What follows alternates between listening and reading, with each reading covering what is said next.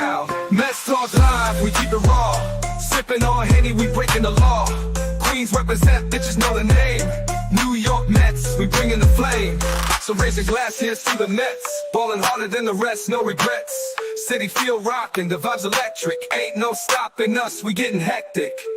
Riding with the crew, we do it right. Mets in our soul, we ballin' all night. Queens to the core, we bringing the ruckus. Shout out to the fans, we live in the touch. Playoff dreams, we stacking the wins. Mets Talk Live, let the madness begin. What's up, Mets fans? Welcome back to Mets Talk Live right here on the channel and, of course, on X. How is everybody doing today? Officially the end of January, as by tomorrow, it will be February, and it's baseball time as spring training is right around the corner, and we're still talking about what the Mets can do to fill these roster spots up, as they're still possibly talking to Pete Alonso. The Mets might trade for a starting pitcher. They might still sign a starting pitcher, and they also checked in on another first baseman. This is like a merry-go-round when it comes to the Pete Alonso saga, and we'll talk about all that. But today, the New York Mets signed utility infielder Nick Madrigal, and it is very interesting that Met fans went absolutely berserk that they signed Nick Madrigal because of the fact that everybody's like, oh, that's the Jose Iglesias replacement, which is probably not true. It is a depth move internally in the farm system. It's a split contract. Now, if Madrigal looks decent and plays well in spring, does he have an opportunity to make the team as a utility infielder? Absolutely. But I think it's just more of a depth move. What happened last year, right? What happened last year to lead to what happened with the Mets, right? McNeil got hurt. Lindor got hurt late in the year with the back, right? And it was hard because before Jose Iglesias, they had issues. They had a tremendous amount of issues, and it led to them bringing up Luis Acuna. And Acuna, showed himself pretty well, but yet you had to bring him up because you had no other option, no other depth moves. So you had to, bring up Luis Acuna, which I'm fine with. That's okay. But you always need a player that can play multiple positions in the infield, especially with injuries. You just don't know. So to have that as a depth move is not a bad idea because of the fact it's a split contract. If he makes the major league club, he gets paid a certain amount. If he's in the minor leagues, he can stay in the minor leagues, and it protects the Mets as well because he can't just opt out of a contract because of it's a split contract, right? He could opt out if he doesn't have certain measures that the Mets can abide by, but at the end of the day, it's a depth move. Now, I'm not telling you it's a it's a possibility that is Madrigal replacement for Jose Iglesias. I think it's a backup plan just in case Jose Iglesias is looking for a 2-year deal, which the Mets are not going to do. You got to remember, Jose Iglesias did hire Scott Boras, right? There is a possibility that there'll be a team out there that gives him, more money and a starting position. The Mets are not giving Jose Iglesias a starting position to start the season. He will be a bench player. He will be a super utility guy. This is the thing that we're talking about here. We have to understand that. Right? We're only talking about OMG and the new song that Jose Iglesias is coming out with this year, and that's why everybody believes that he should be a Met. Like, we have to understand the logic here as well. There could be a team out there that could pay him a few $1 million more and give him a starting role. The Mets are not going to do that. David Stearns is not going to do that. And you know what? I'm not going to go crazy if Jose Iglesias is not back with this team. I'm really not. Right? Because Met fans got to stop living off gimmicks and actually have players and have a team that can win without gimmicks. How about just winning based on talent? How about that? Right? If you think Jose Iglesias is the end-all be-all with this team, then all you care about is winning by a gimmick. Because all we talked about, because people were talking about winning, but yeah, they were definitely talking about Grimace and OMG and all that nonsense throughout the year, which kind of took away from what was happening with the players on the field. They helped change this. Jose Iglesias did help change this, absolutely. But I don't care about OMG. I don't care about Grimace. Like, worry about the talent that's on the field. The talent is going to get you, 90 plus wins and get you into the playoffs. That's what we're supposed to do. Ken, I agree with you. I agree with you about what Iglesias brought to the table. But he's not going to hit 337 most likely because he's not going to play as much as he did last year. Why did he play a lot last year? McNeil was down in the dumps. He was terrible. And the Mets were one of the worst teams they were terrible. 11 games out. 11 games under 500. Well far away from a wild card spot. Right? They brought up Jose Iglesias because they had no other option. Right? That's what it was. That's exactly what it was. Right? So let's not act like Jose Iglesias got the starting gig and he played like that the entire season. Like he played, and listen, that was excellent, but we just assumed that he's going to do the exact same thing as last year, and that's a silly concept. Like, do I want Jose Iglesias back? Absolutely. But again, you're not going to give him a 2-year deal to sit on the bench. You're just not going to do it. Like, even if Luisano Acuna, let's say he's still on this team and the Mets don't trade Luisano Acuna. Let's say Acuna does get the opportunity to play second base every day.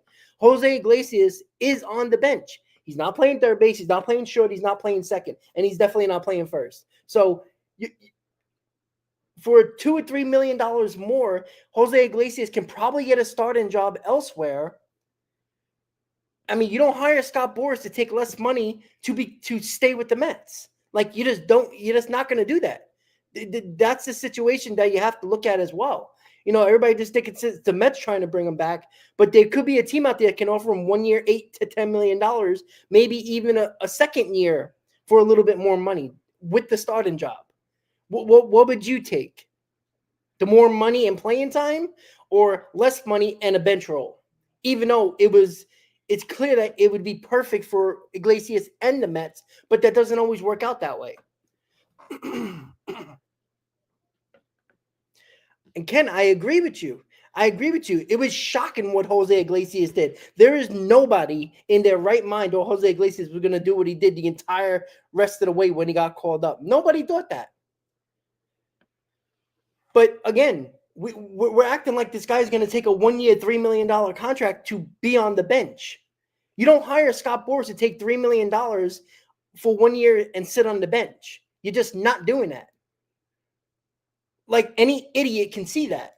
You don't hire Scott Boras to take 1 year, $3 million contract to sit on the bench. That's what some of you are not understanding.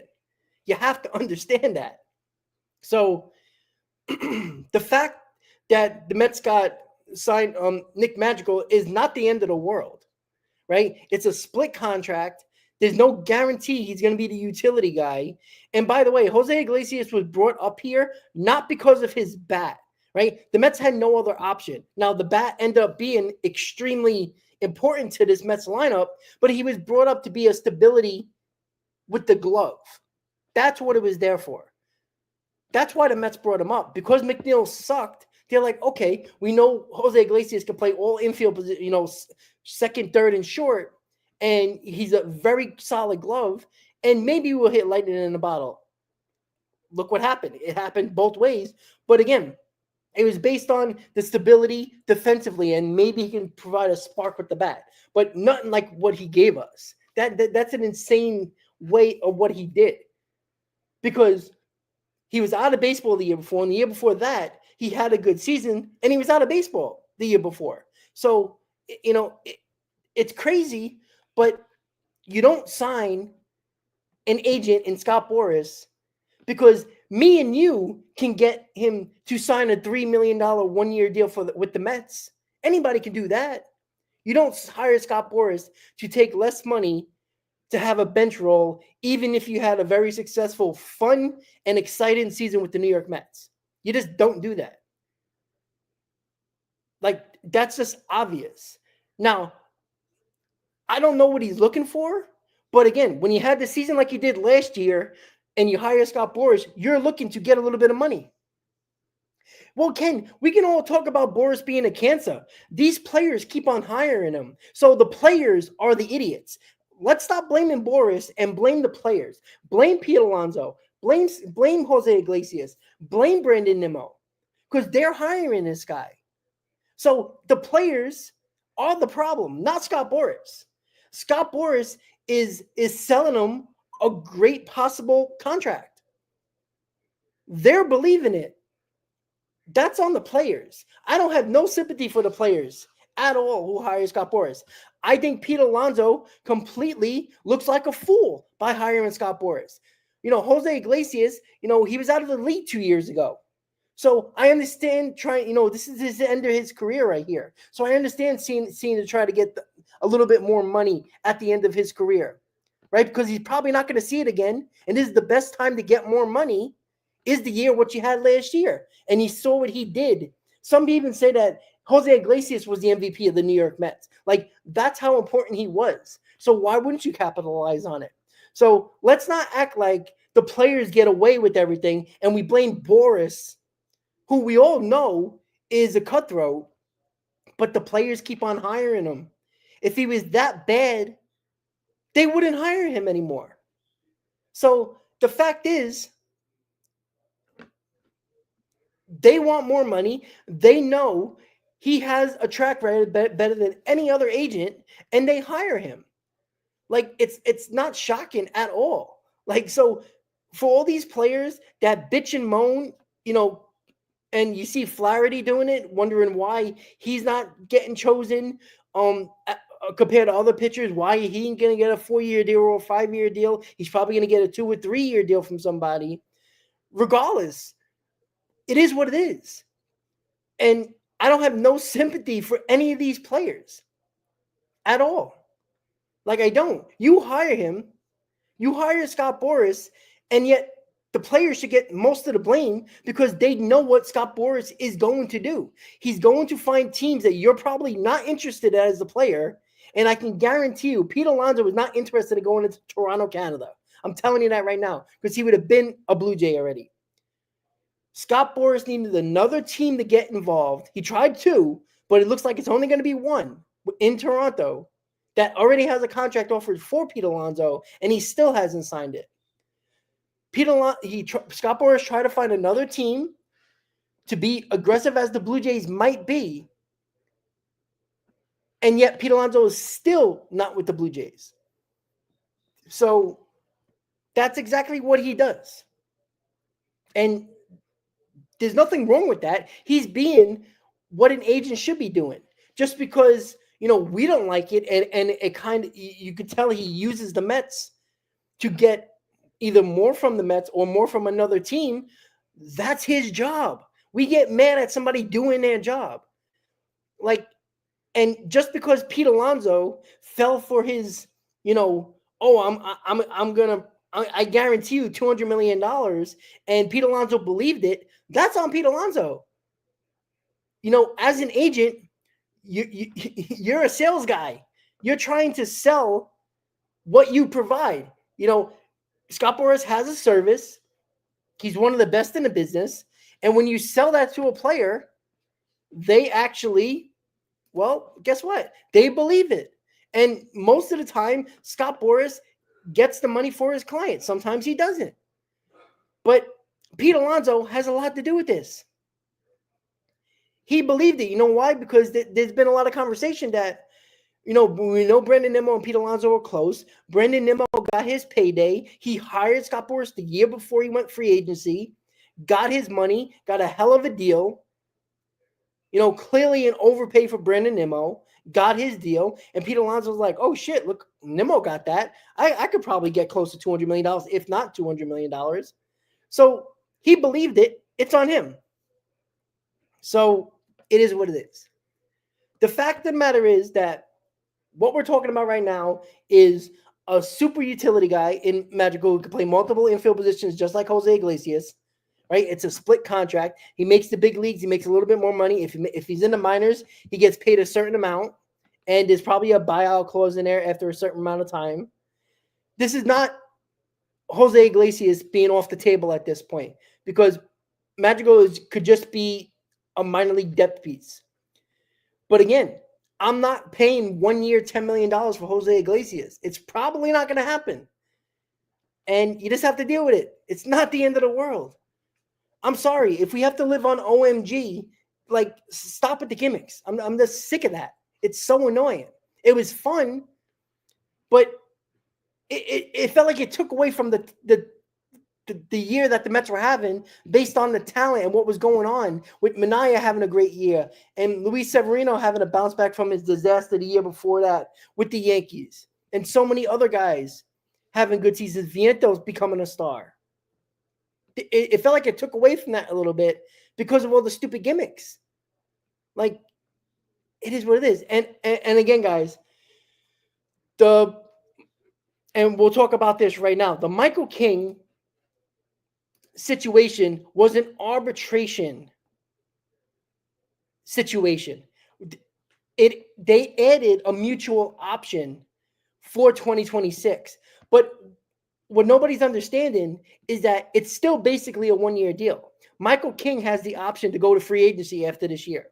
But what it does, if he has a down season, he doesn't have to go in the free agent market. He can take that mutual option, and obviously the team has to agree to it. And what team wouldn't, based on the year he had last year? Even if he doesn't have a great season this year, it's still a mutual option. If he doesn't have a great season this year, he might not opt out and just say, all right, well, I can make a decent amount of money in 2026.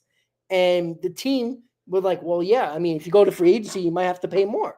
So they didn't extend him, and it's not a possibility he's traded. It actually makes him more of a trade candidate because we know what the number is in arbitration now. It's around $7.75 million. It's around $4.5 million on the books, and the luxury tax number of 7.75.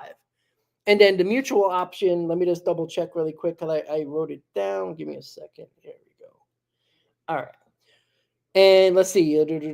So basically, it's a $1 million salary with a $3 million signing bonus. So that's the $4 million on the books. And the 2026 is a mutual option worth $15 million that includes a $3.75 million buyout. So if the Padres, if King decides to opt into that 2026, if he's still on whatever team, and I think this mutual option is protected even if he gets traded. So a team can say, well, $50 million is a bargain for a guy, what he did, considering the fact that Max Scherzer and Justin Verlander got $15 million at the age of 40 plus. So that's where you are right now when it comes to Michael King. So this is not, Michael King's not getting traded now. He didn't sign an extension. It's an arbitration number. So, and they just added the mutual option. And I think what that does, it kind of protects the team overall that actually trades for it. Even if the Padres don't trade King, it protects them, and it protects the team that trades for him if he does get traded, because that mutual option, again, if he does opt out, or even if he opts in, the team still has an opportunity to opt out of it and give him a $3.5 million buyout, and he becomes a free agent anyway. But at least you know the number for this year and next year if you're the team.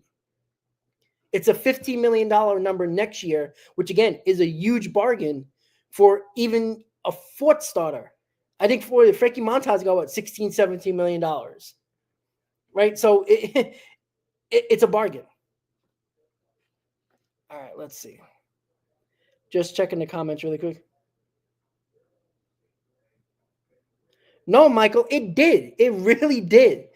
Right? The OMG song became the home run song, right? Grimace was all around the stadium, right? It took over. Like, it was exciting, but people were wearing Grimace outfits. OMG was everywhere. OMG signs were everywhere, right? It was an exciting season, but the Mets don't need to have gimmicks to be successful. It seems like anytime they're trying to be successful, there's some type of gimmick that everybody goes bonkers for. Just win ball games, right? And if anybody believes that Jose Iglesias is going to make or break a team, you're delusional. I'm sorry. No, I didn't say they hurt them. I'm just saying it took over. Like, it just took over. It took over everything, right? OMG signs, Grimace costumes all over the place, right? I'm not saying it took over, but the Mets didn't need that to be successful. If Jose Iglesias played well, we didn't need the OMG song to take us to another level. Like, it's crazy. Let's see. Explosive. Why? Because at the end of the day, we lost in the NLCS. More people are talking about Jose Iglesias because of the OMG. People are still talking about Grimace.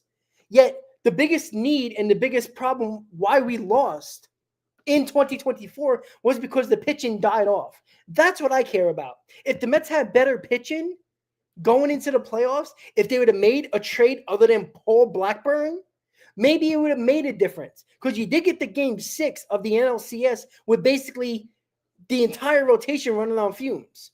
When your best pitcher was Jose Quintana in the playoffs, it's amazing the Mets got that far. Like, let's be honest there. No, Ken, we didn't lose because of OMG. We lost because the pitching broke down.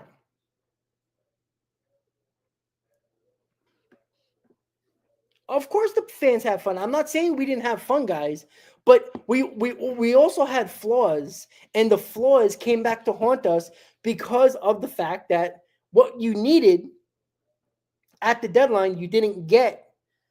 And when you needed it the most, and again, it was supposed to be, a transitional year. So Stearns wasn't going to make that big move to bring in a big pitcher, right? Even though some of us wanted it,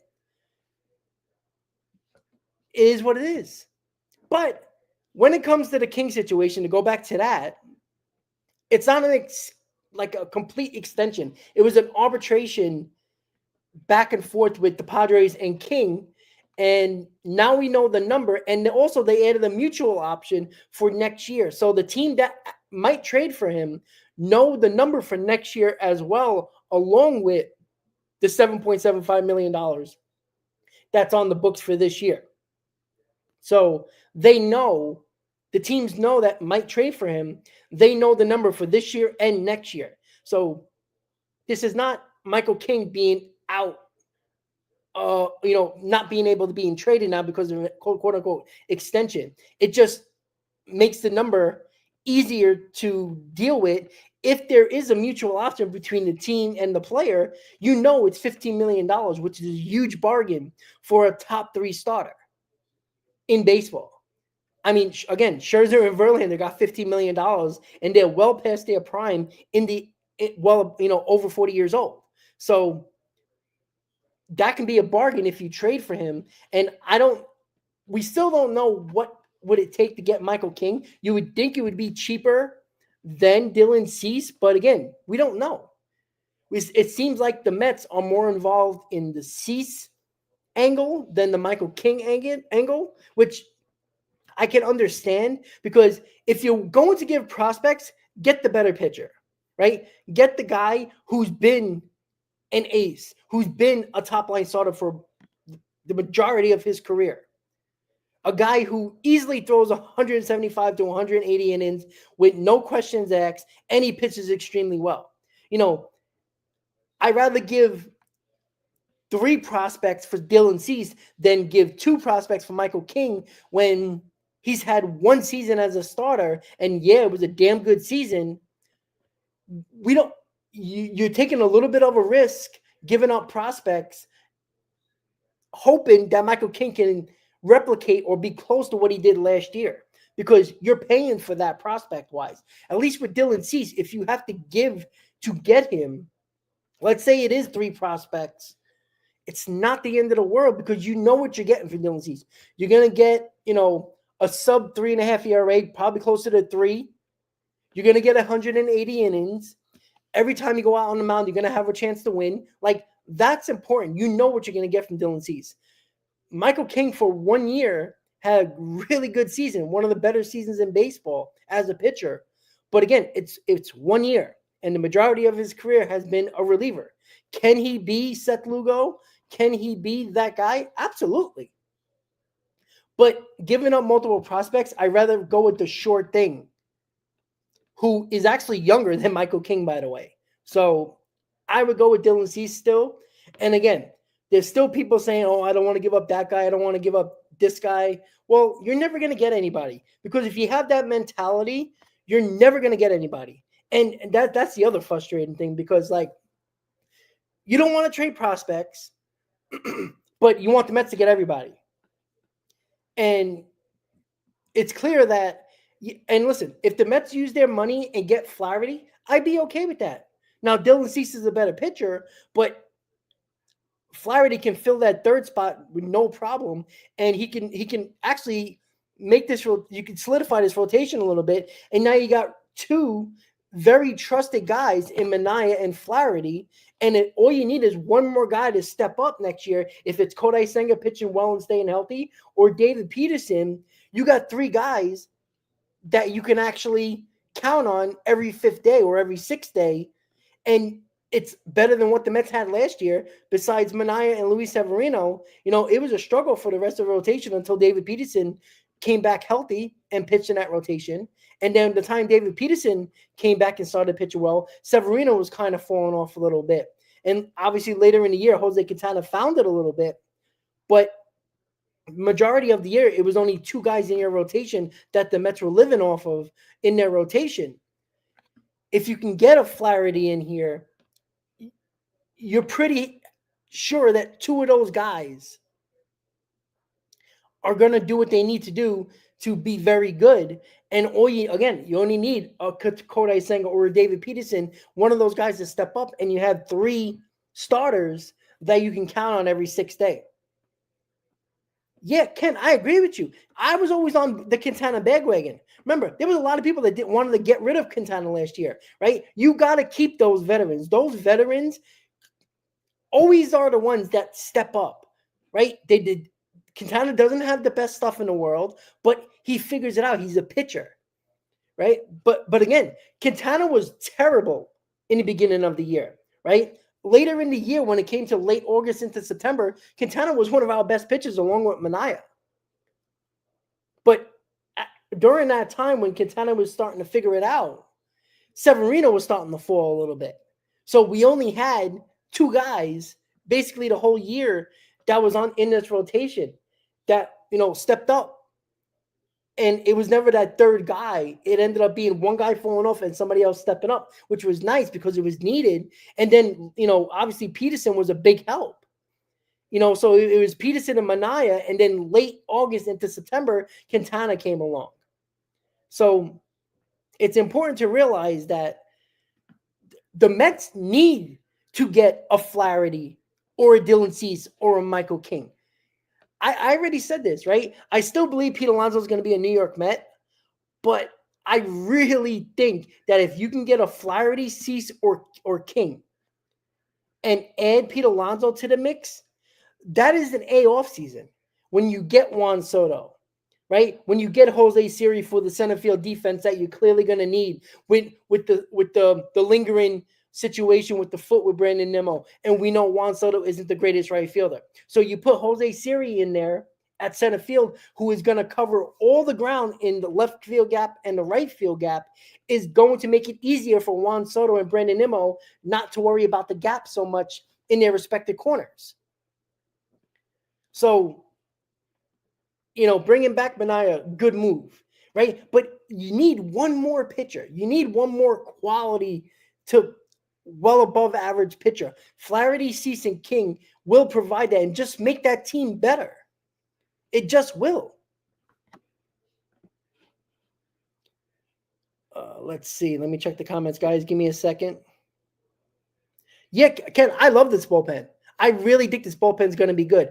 I love bringing back Static. I like the Minter move. Minter, look, he had a hip issue last year, right? I don't think the Mets are going to be willing, because they didn't pay him chump change. They pay Minter a good amount of money.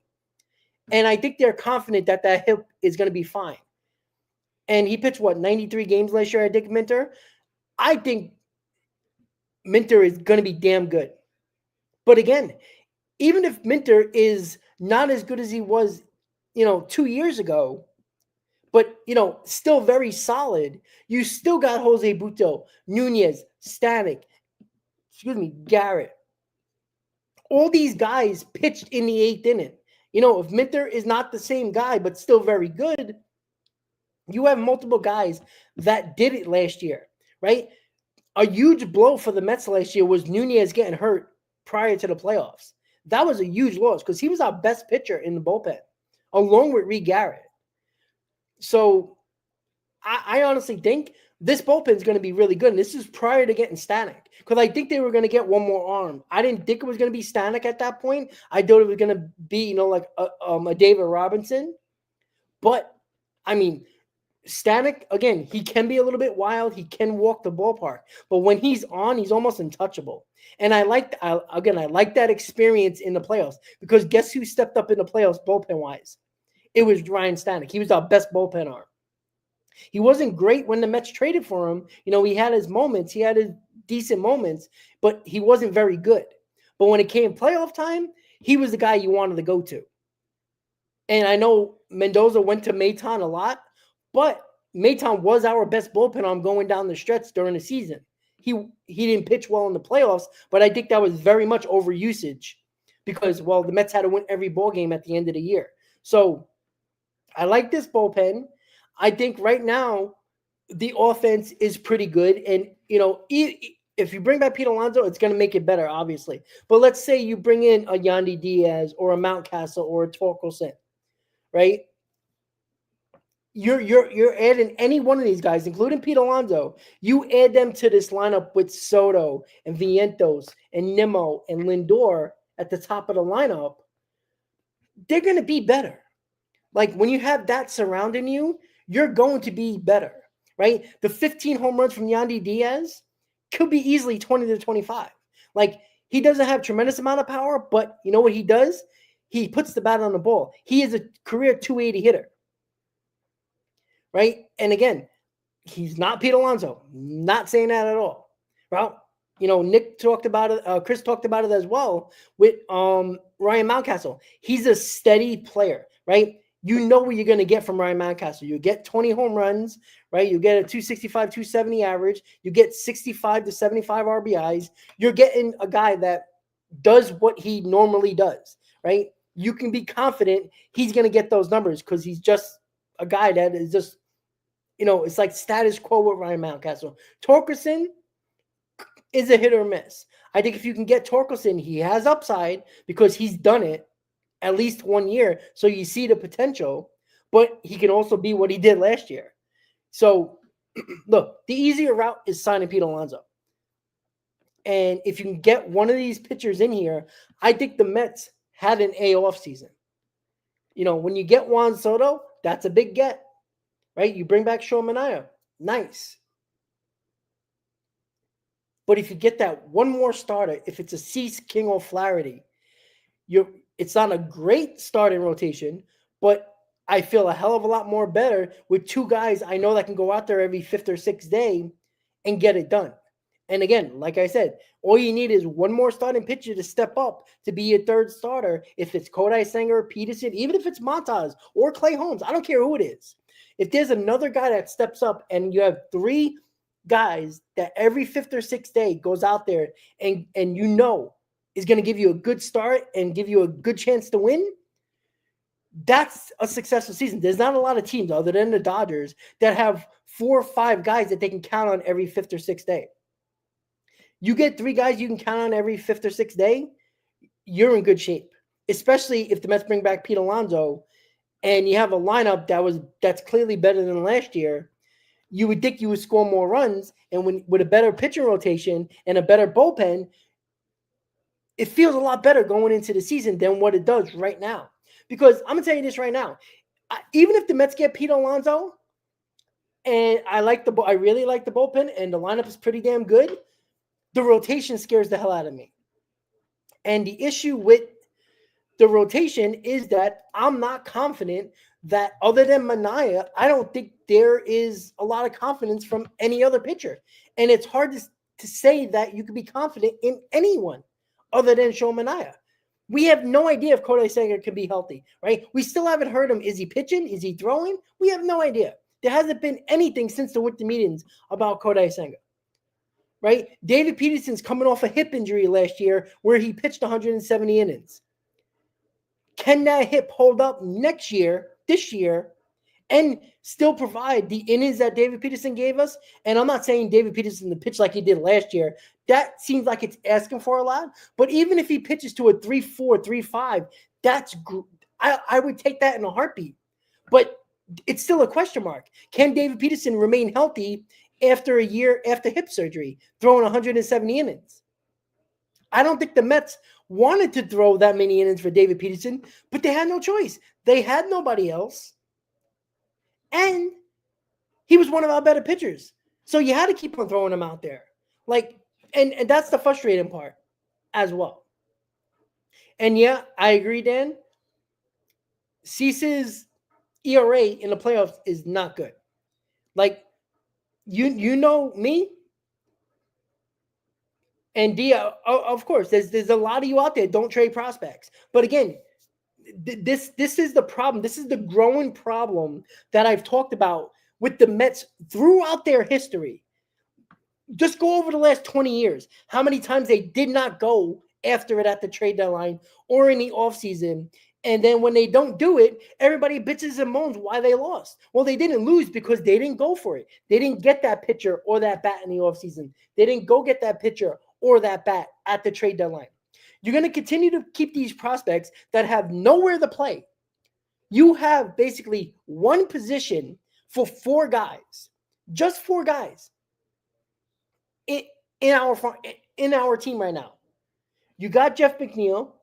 You got Acuna at second base. You still got Mauricio. You still got Williams. Where are these guys playing? That's what I don't understand. These guys, choose 2 of them, possibly 3, and get one of those pitchers.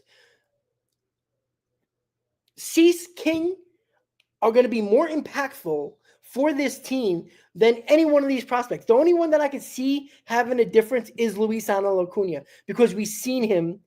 And again, he did what he needed to do when he came up. But the bigger need is not Acuna's bat in the lineup. A bigger need is having a solidified starting pitcher, another one in this rotation.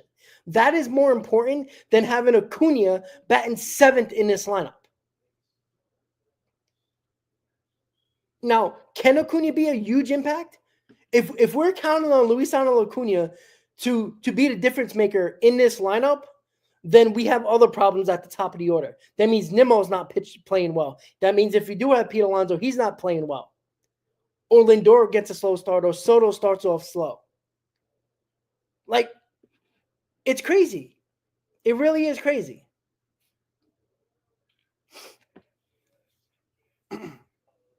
Let me just check the comments, guys. Give me a second.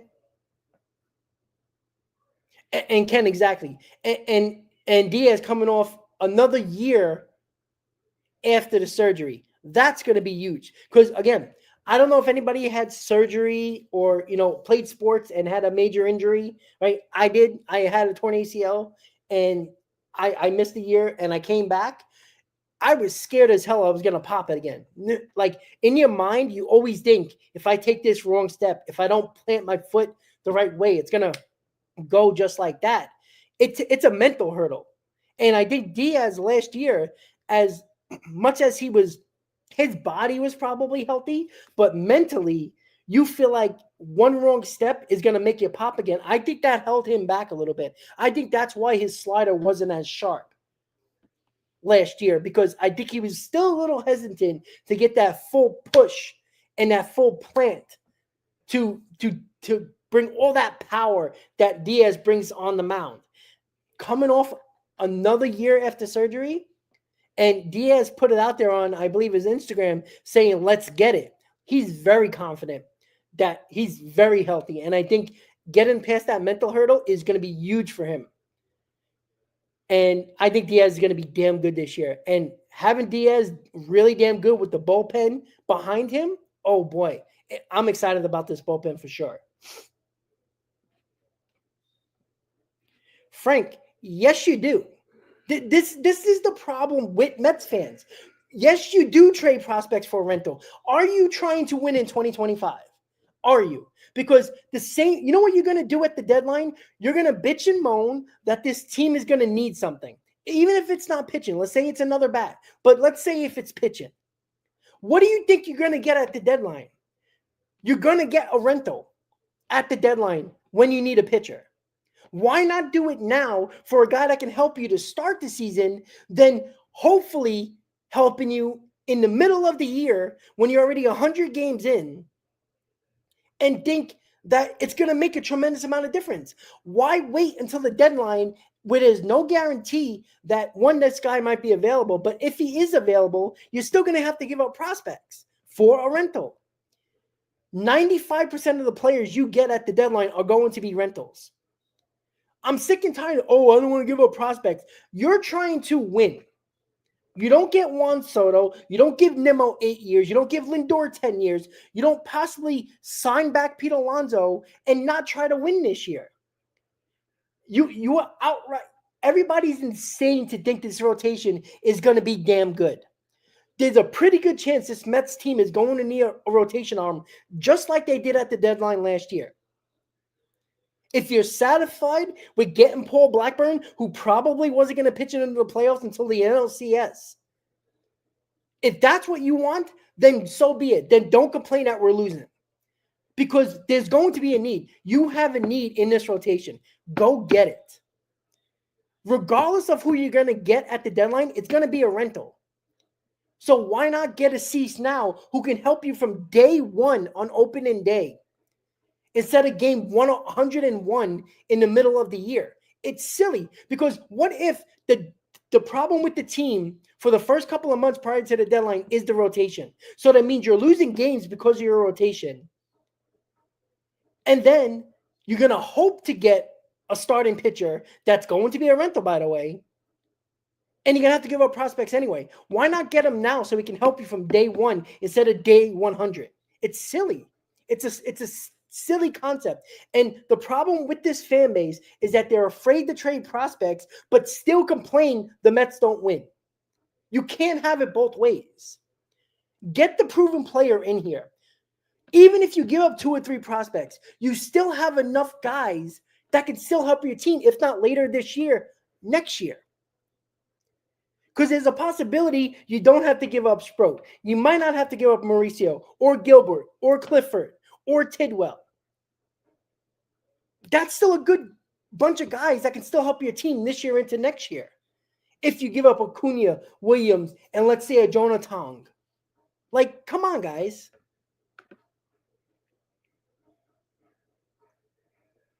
Frank, and you do. You do trade your prospects, right? The Dodgers do it. The Texas Rangers did it. The Atlanta Braves did it, right? Not just for pitching. They've done it. Look at the last 4 seasons. Look what the teams did that won the World Series, right? Tyler Glass now, the Dodgers traded for him. Now, he didn't make a difference in the later part of the year, but they traded for him. Guess what they did? They extended him. He was a rental. Jack Flaherty was a rental. Let's not, the Braves basically got a whole new outfield in 2021 at the deadline. All rentals. Let's not act like they didn't get rentals. The Rangers did it. Let's not act like this is how you win. If you don't want to win, don't complain when this team needs something and the team doesn't get it because you don't want to trade prospects for rentals. 95% of the players that are getting traded at the deadline are rentals. So when you want that your team 100 games into the season to need a pitcher, guess what you're going to have to give up? Prospects for a rental. That's how the game works. And if you're going to get somebody under control, you're going to pay more prospects. You're probably going to have to pay less for Cease than you probably will for a pitcher that might have 2 or 3 years of control. This is how you do it. This is how you get better. Give me the player now who can help me throughout the entire season. I'd rather give up more prospects now to have them for a full season than have them for 12 to 15 starts in the middle of the year when you have to give up maybe one less prospect. And there's no guarantee it might be less because there might be more teams in on him. And you might not have the best deal. Like, that's the problem. Let's see. Let's hold on one second, guys. I'm trying to catch up. No, Frank, it doesn't make sense to you. But teams that actually want to win do it. And I'd rather give the prospects now so I have a full season of that pitcher than only 12 to 15 starts in the middle of the year. It doesn't make sense. I would still do it at the deadline. But again, Frank, this is the problem. Too many Met fans are like this. You don't want to give up the prospects, but then 100 games into the season, you're bitching why the rotation isn't good. And guess what the Mets are going to need at the deadline? A rotation arm.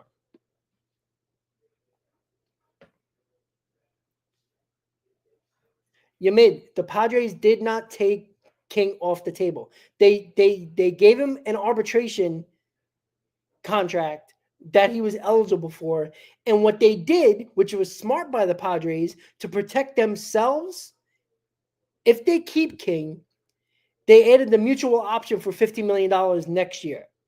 That doesn't mean he's off the table.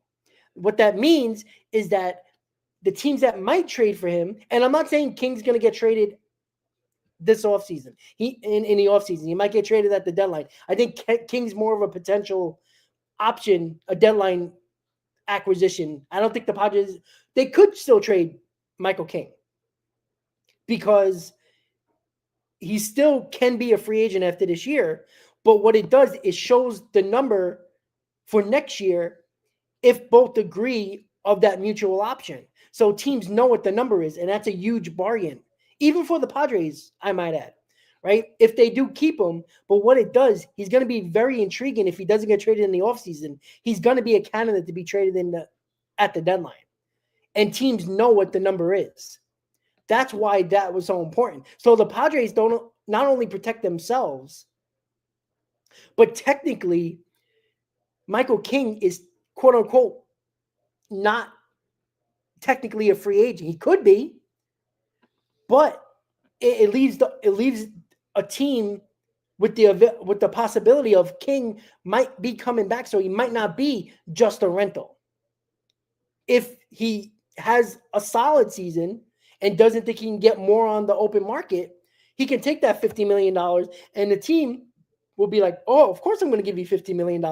It's a bargain, especially when Scherzer and Verlander got $50 million who are well past their prime. So I think it's less likely King can get traded now, but I don't think the possibility is gone because of the fact teams might be more willing to trade for King now, knowing that it's a bargain next year if the mutual option goes into effect. Well, Chris, I said this for a while, right? I'm not going to believe David Stearns is going to trade prospects until he actually does it. Like, I'm not talking about a Jose Siri or Adrian Hauser, Tyrone Taylor. I'm talking about that big move. That's what I want to see. Yeah, Frank, I don't believe that one bit. Like, Frank, how many more prospects do you want? How many more homegrown guys do you want? You had Pete Alonso. You had Brandon Nimmo. You have Francisco Alvarez. You have Mark Vientos. How many more do you want? Like, it's annoying that, like, we have all these prospects. We have nowhere to play them. With Soto and Nimmo in left field and right field, you have one spot in center field for basically Ryan Clifford and Drew Gilbert. You have Mauricio. You have Jet Williams. You have Luis Angel Acuna. You have three guys for one position, including McNeil, who's already here. One of those guys are going to play second base. What are the other two going to do? You're not sitting them on the bench at the big league level, so what are they going to do? They're going to stay in the minor leagues another year. Right? You pick one of these players in Acuna, Mauricio, or Williams. You pinpoint one of them saying, this is the guy I don't want to get rid of. This is the guy I can see as my future second baseman. Those other guys need to be assets to make your team better. You are nuts. And again, Frank, you're on this channel a lot. Don't bitch when the Mets are losing and they're going to need a player and you're going to say, I don't want to trade prospects. Well, you're never going to get the player because you're complaining about getting a rental. Yet, at the deadline, when you're going to need something, guess what that player is going to be? It's going to be a rental for multiple prospects. Good players. Not Paul Blackburns of the world that you basically paid nothing for. The fact of the matter is, you're going to pay at some point. You still have Brett Beatty on here. He's another one with nowhere to play. Like, it's silly to me. It's really silly that people don't realize that there's too many of the same prospects that play similar positions that even if one of them step up and play second base, let's say Acuna does, what are you doing with Brett Beatty, Jet Williams, Ronnie Mauricio? They have nowhere to play, especially if you bring back Pete Alonso. They have nowhere to play. It's a problem when people don't think about that. Teams that win make the big addition at the deadline. They give up prospects. The Mets have enough assets to make a trade for a Dylan Cease, for a Michael King, for even a Luis Castillo if that actually was possible. They do have that. They have that assets. They have those prospects to do it and still have prospects left over that can still help you, if not late this year, into next year. Like, we have to understand that. Most of these guys have nowhere to play. You just signed Juan Soto, so that kind of takes Ryan Clifford basically out of anywhere to play. He's technically not a center fielder. He's behind Drew Gilbert. If you sign Pete Alonso, Ryan Clifford has nowhere to play because he's mostly a corner outfielder, first baseman. So Ryan Clifford is very expendable at this point. Drew Gilbert is a guy that could be a potential center fielder of the future. But you have to look at it, what's available on this roster, and there isn't many spots available. You're not bringing these guys up to sit on the bench. It's a waste of a prospect.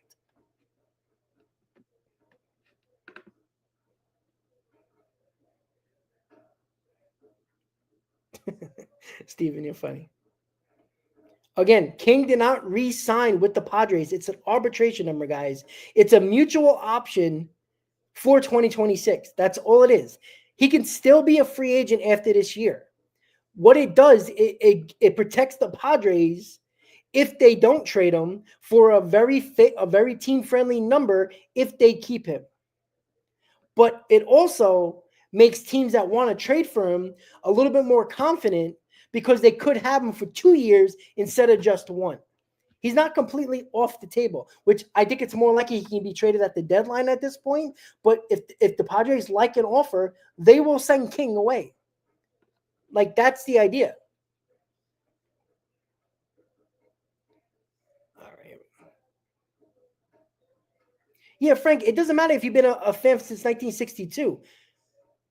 Like, it has nothing to do with that. It also has common sense, right? You don't want to trade prospects, but again, this team who makes the playoffs, they made the playoffs 2 out of the last 4 seasons, right? Both of those years, they clearly needed impact players. Because they didn't want to trade prospects, they didn't get the better player, and it hurt them later in the year in the postseason. The Mets in 2022 needed better bats than Vogelbach, Ruff, and Naquin. They didn't want to give up the prospects. And that was when they had less prospects. So it kind of made sense in 2022, but you were still one of the best teams in baseball. You do it. This last year, of course, the Mets are quote unquote in an evaluation year. So instead of trying to get a Blake Snell or a pitcher of that ilk, which the Mets needed, they get a Paul Blackburn because they didn't want to give up any prospects. So why do you think you lose? Like, come on. Like, you lose because you don't go the extra mile to get the better player in here to improve your team. Right? When the Mets actually did it once in 2015 for Yoenis Cespedes, look what it did to them. It turned him into an average team, to a playoff team, to a World Series bound team by finally making that move, by trading your number 1 prospect in Michael Fulmer. when you hardly do it and you wonder why you fall short, there's your reason. Because you're not willing to go the extra mile. And it seems like Frank and others don't want to go the extra mile. So why complain when they lose? Because when it's not enough and it's clear as day what they need and they don't do it, you wonder why they fail. It's very simple.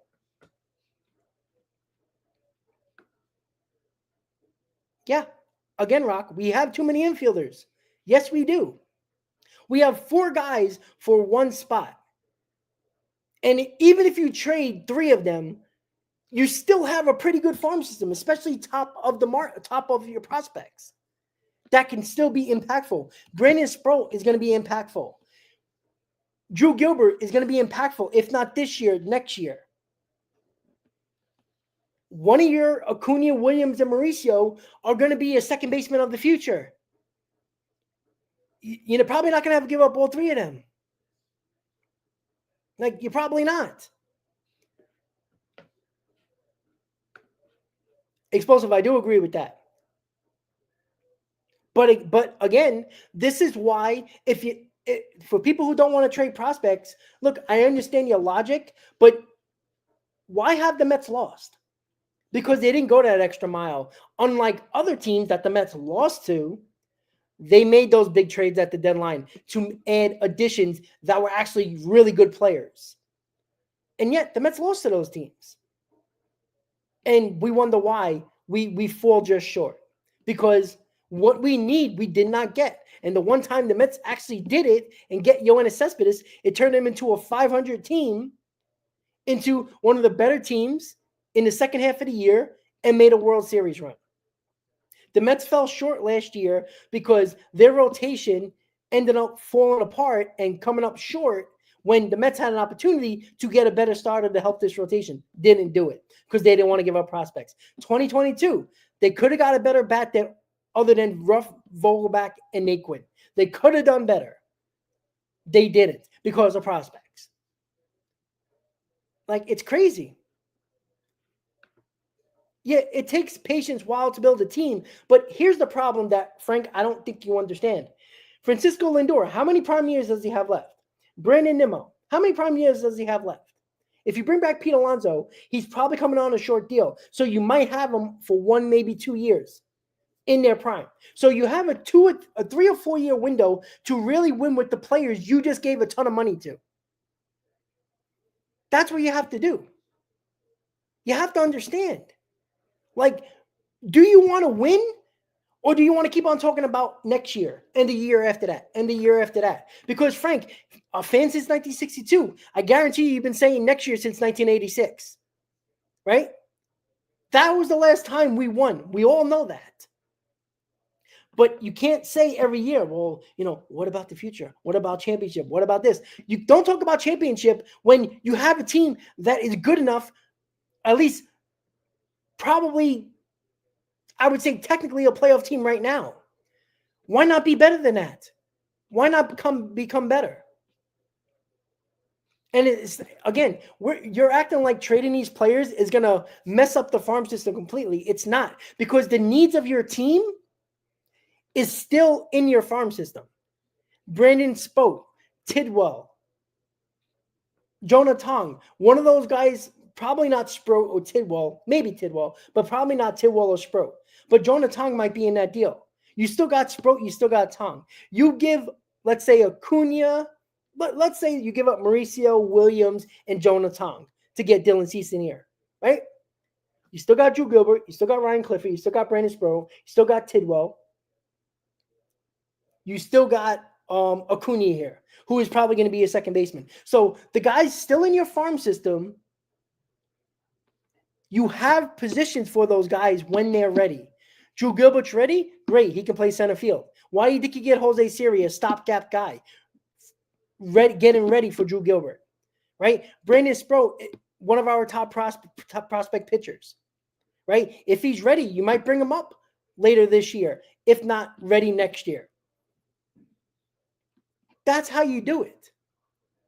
Because as of right now, there's one spot for 4 guys. And the possibility of being better is the option to get a Dylan Cease or a Michael King, you do it. Now, again, sign Jack Flaherty and we won't have this conversation. It's just money. I'd be fine with that. But do it. Like, we're not doing either. We're not trading out prospects and we're not spending the money like we should on the rotation. Like, you can't have it both ways. It doesn't make sense. Do one or the other, or don't do nothing, and you're setting yourselves up for a possible disaster come trade deadline. Because what you're gonna need is most likely rotation. And you're gonna have to try to get a rental. And until David Stearns actually trades prospects for actual good players, I'm not going to believe it. That's what's the frustrating part. All right, let's go talk about Pete Alonso, guys. I'm sorry, Yandy Diaz, excuse me. So the Mets have spoke to the Rays about Yandy Diaz. They spoke to the Rays earlier this offseason about Yandy Diaz. Nothing really developed. But because of the continued Pete Alonso saga, the Mets are still looking at other options at first base just in case Pete Alonso doesn't sign with the New York Mets. If the Yandy Diaz is fine. He's nothing special, but he's a solid defensive first baseman. He is not a big power guy, but he is a 280 average. Not a ton of RBIs. Right now, first base is not considered a premium position anymore in baseball. It's just not. It's weird. Like, there's like 3 or 4 guys that are like really good players, and we know who those guys are, and we talk about them a lot in Olsen, Freeman, Guerrero, Alonso. Those probably the best 4 guys in baseball. Other than that, the other 26 first basemen, I mean, can he name any others? Like, it's not a premium. Like, the premium positions now are shortstop, center field, right field, probably third base now. And even second base is kind of taking that mantle as well over first base. So, teams don't value first base anymore. They rather have a better a really good first baseman and, stick him in the lineup. And again, in this lineup, you probably be better offensively. But again, we'll see. I don't know. Again, the Yandy Diaz thing is not going to happen until this Pete Alonso thing is finalized. If Pete Alonso's a Met, great, we solve a problem. If he's not, well, the Mets better get a Yandy Diaz of Ryan Mountcastle or Torkelson, because I don't like the internal options the way they're going to do it. So I don't think Yandy Diaz is going to. It's not going to come to fruition until the Pete Alonso situation is over. And with the Pete Alonso situation, I mean, just think of it this way. I'm trying to catch up on all the comments, guys. Give me a second before we get to the Pete Alonso thing. Guys, you're awesome. All these comments, and I'm still scrolling down, by the way. Like, this is the hard part. 573 between YouTube and X, and people are typing like crazy, and I love you guys for doing it, interacting and stuff. It's hard to keep track, man. I'm trying to catch up to all of them, and geez. I'm trying to catch up here, guys. All right, hold on.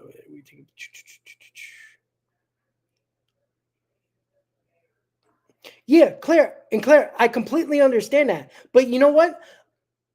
They actually went for it when they thought they had – and by the way, guys, the Padres, a couple of years ago, everybody thought, like, those moves were awesome. And they had the team that was good enough. They didn't get over the hump. But we're looking at other teams. That doesn't matter, right? We got further than what the Padres did last year, right? We got to Game 6. So we look at one team, doesn't mean it's going to have a similar outcome than, say, us if we do that. But the Mets aren't gutting their farm system, right? They're not doing it. And oh, by the way, they did it for one of the best players in baseball, Juan Soto. By the way, when they got Josh Bell, guess who they beat in the playoffs? The New York Mets. So they beat the Mets, who didn't go out and get that better bat. The Padres got Josh Bell. Josh Bell hit a home run in the playoffs against the Mets.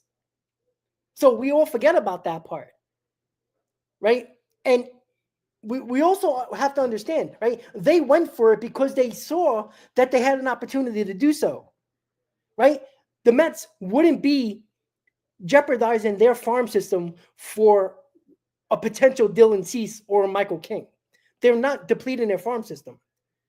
Even if it's 3 prospects, again, let's say if it's Williams, Mauricio, Tong for Dylan Cease. right? Two of those guys really have nowhere to play.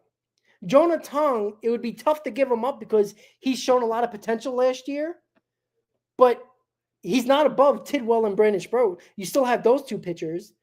And the guys that are really have the possibility of being a potential starter in the future, Acuna can play second base. Drew Gilbert is your center fielder. Those spots are available. You got those guys. You still got Ryan Clifford, right? You still got Carson Benj. You still got Tidwell. You still got Brandon Sproat. You possibly might even still have Beatty, and you can maybe if you can put Beatty into that and maybe get rid of another player. Let's say if they don't want Mauricio, maybe they feel a potential of Brett Beatty. Maybe they'll do that. But you're giving up guys that are potentially not able to fit on any of this team. Yet you still have guys in your farm system that can play those positions of need. So you're not doing that.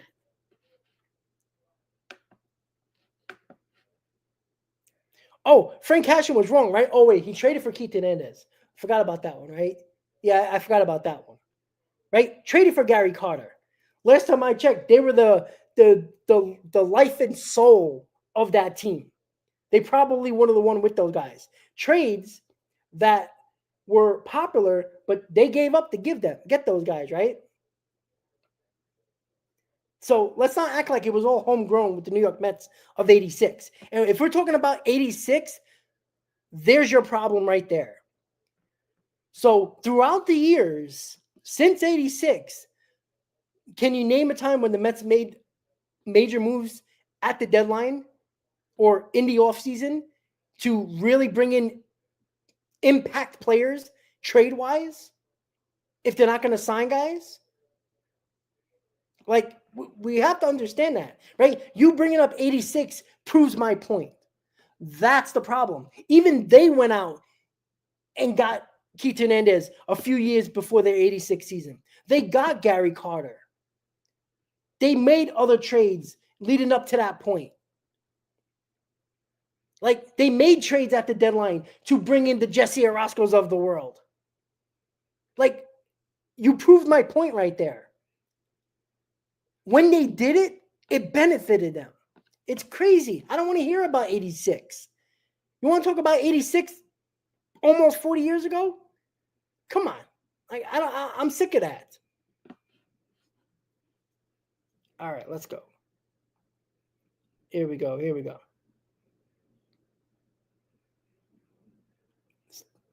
Still checking the comments, guys. Give me a second.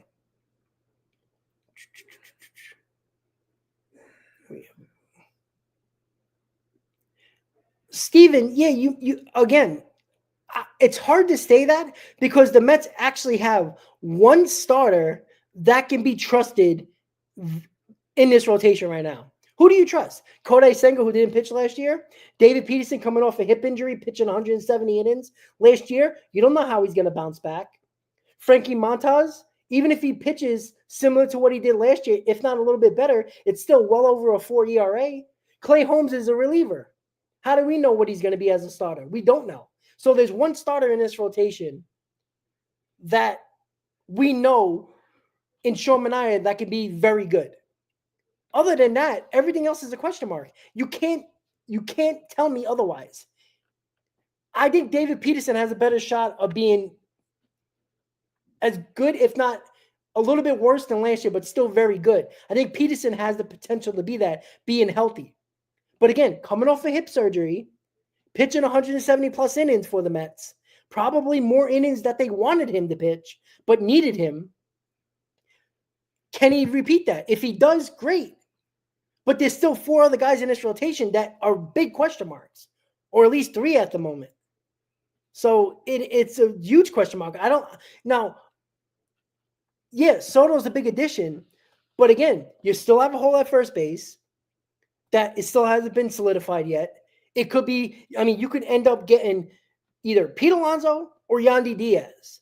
Now, Yandy Diaz is fine, but he's not Pete Alonso. That's a huge difference in offense in your lineup. So right now, they're not better.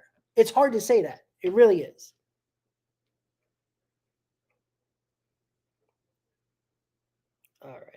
Keep it going. Keep it going. Yep, Bobby Ojeda. Thank you, Chris. Right? Trades to make their team better. Right? They had their homegrown talent, but they added veteran guys in trades. Guys that were so impactful in 86. Shoot, 85 for that matter. They didn't make the playoffs, but again, there was no wild card. You had to win the division. Right? So that's the problem, right? Everybody talks about, oh, well, what about the young kids in 86? Yeah, it was Doc and Darryl. Absolutely. But it was Keaton Ennis, Bobby Ojeda, Gary Carter, Dykstra. Like it was guys, it wasn't a lot of, Mookie Wilson was with the team when they were terrible. He grew up with them. Yeah, but look at the other guys that were so impactful that they traded for. Yeah, Chris, exactly. All right, here we go. Keep it going, guys. Love the comments, guys. Love the comments. Frank, it's not about losing. I understand your logic. But again, you are the same one that when they're losing and the need is there and they don't do it, you're going to be the first one complaining they're losing. Because I can give a shit about 2026. I don't care about 2026 because you better hope that those prospects turn out, because if they don't, it sets you back big time. At least when you trade those prospects, you're getting a guy that has proven it already, that is going to make your team better, regardless of the name. If they're impact players, they're going to benefit your team. Now, all the times it don't work out, but ask the Dodgers how that worked out last year for all the trades they made. How about the Texas Rangers? How about the Atlanta Braves? Like, these are the last couple of seasons. This isn't 15 years ago. This is 1 year, 2 years, 3, 4 years ago. And by the way, the Dodgers, who've won 2 World Series in the last 4 years, basically bought their team and have barely any homegrown guys. Not saying that that's the complete route I want to go, but the Mets have enough homegrown talent on their roster already. You got to fill them with guys that are potential trades or free agents, like a Juan Soto, like a Francisco Lindor. That's how you build championship teams. They have enough homegrown talent, especially if you bring back Pete Alonso. And the issue is, if there was holes that could have been filled with the prospects, I'm fully on board with you, Frank, but there isn't. You got 4 infielders for 1 spot. And if you bring back Alonso, it's basically no spot except for second base.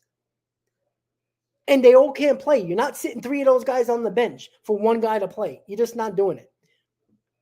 With those potential assets, you can get better by moving them. That's how you win. All right. Pete Alonso saga. I don't know what's going on anymore, guys. Like, again, Frank Cashin even made trades. So you're wrong on that, Frank. You are. So the Pete Alonso situation, I have no idea. I don't know what the hell is going on. Are they still re-engaged in talks? Potentially. Is it going to happen? Who knows? Like, I'm so done with this that I don't care either way at this point anymore. I just want it over. Pete, sign a contract with the Mets or go elsewhere. Because all it's doing, we're getting closer and closer to spring training, and we still don't have a first baseman. I want to know who our first base is before pitchers and catchers. You can't have a gaping hole to start spring training. It's the stupidest thing. There's too many guys available, either via trade and obviously free agency with Pete Alonso. This dragged out so long that it's just a stupid hole that is unnecessary. I honestly don't care anymore. I don't care. Pete, you're back? Great. Pete, you're not back? Great. We can move the hell on. Give me Torkelson, give me Mountcastle, give me Diaz. Give me somebody. Because I'm sick and tired of this constant saga story. Jesus Christ. It's worse than a bad movie. that there's always one bad movie that you really like that you watch every time it comes on, even though you know it's bad, but some way it draws you in. That's the Pete Alonso situation. It's so annoying. Like, do I want Pete Alonso back? Absolutely. But continuing to prolong this when it's clear, Pete Alonso, you don't have a market, right? If the Toronto Blue Jays sign Alex Bregman tomorrow, you have nowhere else to go. They're not signing you now because they're still trying to extend Vladimir Guerrero Jr. They just signed Alex Bregman, so there's nowhere for Pete Alonso to play unless you want to be a everyday DH, which I don't think you want to do. Guess what? You're a New York Met. And the problem with this Pete Alonso situation taking longer and longer, I'm worried that the Mets, and this is the situation that I worry about. You want to talk about prospects, Frank? Here you go. Right? The Baltimore Orioles, the Detroit Tigers, the Tampa Bay Rays. Now, I'm not saying you have to give up a ton of prospects for these guys, unlike you have to give for Cease or King, but you're going to have to probably give up a decent prospect for Torkelson or Mountcastle. Yandy Diaz, maybe you might give a 15 to 20 prospect, but you're giving up a prospect for the hope of those guys being less than Pete Alonso. Like, none of those guys are going to be Pete Alonso. So you're going to give up a prospect for one of those guys that are going to have worse numbers than Pete Alonso. Now, Mountcastle might be a steady player, might be consistent, and it might be beneficial for this roster, right? Instead of, having a 220 average, you can get a guy batting 260, 270 with close to 20 home runs, 70 RBIs, not terrible. But you're giving up a prospect for less than numbers than Pete Alonso. Why? I think that's more stupid when you can just spend the money to bring back Pete Alonso. In this scenario, there isn't a better pitcher than Dylan Cease, even on the free agent market. Now, I'd be fine with Flaherty, but I don't know if the Mets are willing to go 3 years with Flaherty. That's why it's a problem. They're not willing to spend the money. They're not willing to trade the prospects. So we just sit there with a rotation that has a ton of question marks. Stupid. It's not a smart way of going about it. Because you can talk about the deadline all you want, but some players might not be available like they are now. There might be a team that might have a better farm system than you that right now that are not looking for that Dylan Cease now, but they might be playing well. And at the deadline, they clearly have a better farm system and willing to do it. And guess what you're going to get? Nothing. Because the other team's going to get it. Let's say the Chicago Cubs, who are in on Dylan Cease. Let's say they're not willing to give up the prospects now. But the Chicago Cubs are leading in their division. Well, all right, we're winning the division right now. We can solidify this rotation. Let's go get a Dylan Cease. The Mets can't compete with the Chicago Cubs prospects farm system. So you're not getting them. Excuse me, I'm sorry. All right. And Mike, I agree. I think everybody has to blame here in the Pete Alonso situation.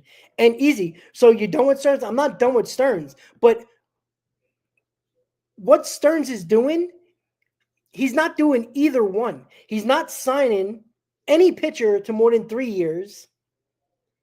And he's not willing to trade his prospects for better starting pitching. So what are you bringing in? Montas, Clay Holmes. You're counting on Kodai Senga, who didn't pitch in a year, to be healthy and pitch good, by the way.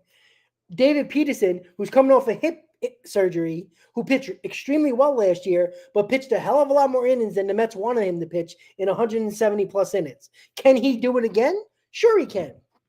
But there's no guarantee of that. So 4 out of your 5 pitchers, and oh, by the way, the Mets are still trying to do a 6-man rotation when they have 5 pitchers at the moment. They don't have a 6th one. If you want to count Griffin Cannon and Tyler McGill, be my guest. That's even more stupid. I'd rather have Clay Holmes as my 6th starter. That's why you go get a Jack Flaherty or a Dylan Cease or Michael King. That's why. So David Stearns' logic makes no sense. Either you're going to spend the money to get a better pitcher in here, or you make a trade for a better pitcher. He's not doing either, which is keeping this rotation in limbo. Because if this rotation is even somewhat better than we think, what do you think the Mets are going to need at the deadline? A starting pitcher. Guess who they're going to be looking at? Dylan Cease, Michael King, if they're not traded. Obviously, there's going to be other starters, but probably starters that are, once again, rentals that are probably better pitchers. And what are you going to have to give up? Prospects for a half a season. When you can give up similar prospects, or if not same, just about the same, for a full season. So I'd rather have a full season of that pitcher giving up prospects than a half a season where if the Mets aren't pitching well, that means they're probably losing more games. So that means at the deadline, we're trying to fight our way back into a playoff spot. And now we only have to give up similar prospects for half the season of a Dylan Cease. Let's say it is Dylan Cease. You would have to give up 3 prospects now. But at least you have them for a full season. In the second half, in 100 games into the season, you might have to give up 1 less prospect. But now you only have them for a half a season. So them first 3 months, you don't have that pitcher, which could have made a difference of maybe 5 or 6 wins that could have been very huge when it comes to a tough NL East, a tough National League. That's the point. So, I'm not done with Stearns. I trust Stearns, but his logic with the rotation makes no sense. It does not, and you can't tell me it does. And again, for all you Stearns lovers here, now again, I trust Stearns, but he's doing odd things this offseason, right? He's negotiating really hard with David Stearns. It's got to the point with Pete Alonso. It's gotten to the point where Steve Cohen has to jump in because Steve Cohen knows he probably wants Pete Alonso. Pete Alonso wants to be a Met. So Steve Cohen has to jump over David Stearns to try to get this done.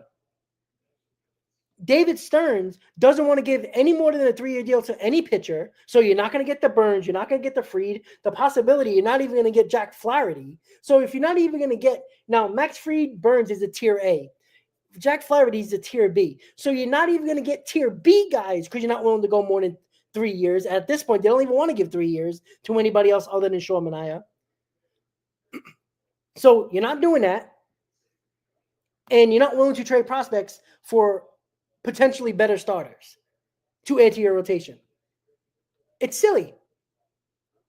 Well, explosive. The pitching lab couldn't fix Scott, but he blew out his arm. So that's not. Yeah, I trust Stearns. But again, you can also say that it doesn't make sense what David Stearns is doing with the rotation. Easy. Are you confident in this rotation? Because if you're confident in your rotation, you're delusional as David Stearns at this point with the rotation. He's done a good job with the bullpen. He had nothing to do with Juan Soto. I love the Minter move. I like the Stanek move. Again, I've always said I never worry about David Stearns with the bullpen. Other aspects of the team, I don't know. I still question. But it's a fact. You can't be 100% in a rotation. You got a pitcher who hasn't pitched for a year in Kodai Senga. Your third starter is David Peterson coming off a hip surgery.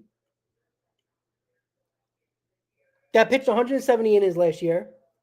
You got the Braves rotation that's better. The Phillies rotation that's better. You got the Dodgers rotation that's crazy.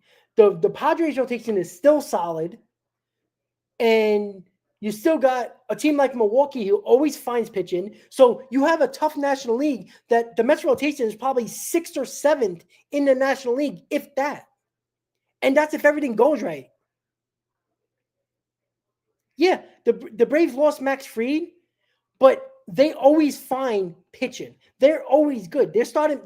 Chris Sale won the freaking Cy Young. Again, they got Schwellen back. That came out of freaking nowhere. Their ace is better than Sean Manaea. Let's be honest about that, guys. Come on. And there's nobody else I feel confident with in this rotation. And I'm not saying the rotation can't be surprising, but there's a lot of ifs in there. A lot of ifs. Yeah, because the injury from Diaz was 2 years ago when Peterson was a year ago.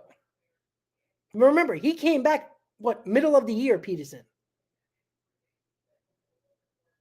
Diaz's injury was 2 years ago. And if you noticed, which you've been around here a long time, Easy, you know this. The second year after injury is usually a lot more better than the first year after injury, right? David Peterson was good, but I can assure you, if you give truth serum to David Stearns, they probably didn't want to pitch Peterson the way as much as they did. But obviously they needed him. Their rotation was struggling, and they were trying to make a playoff spot. So they had to use David Peterson.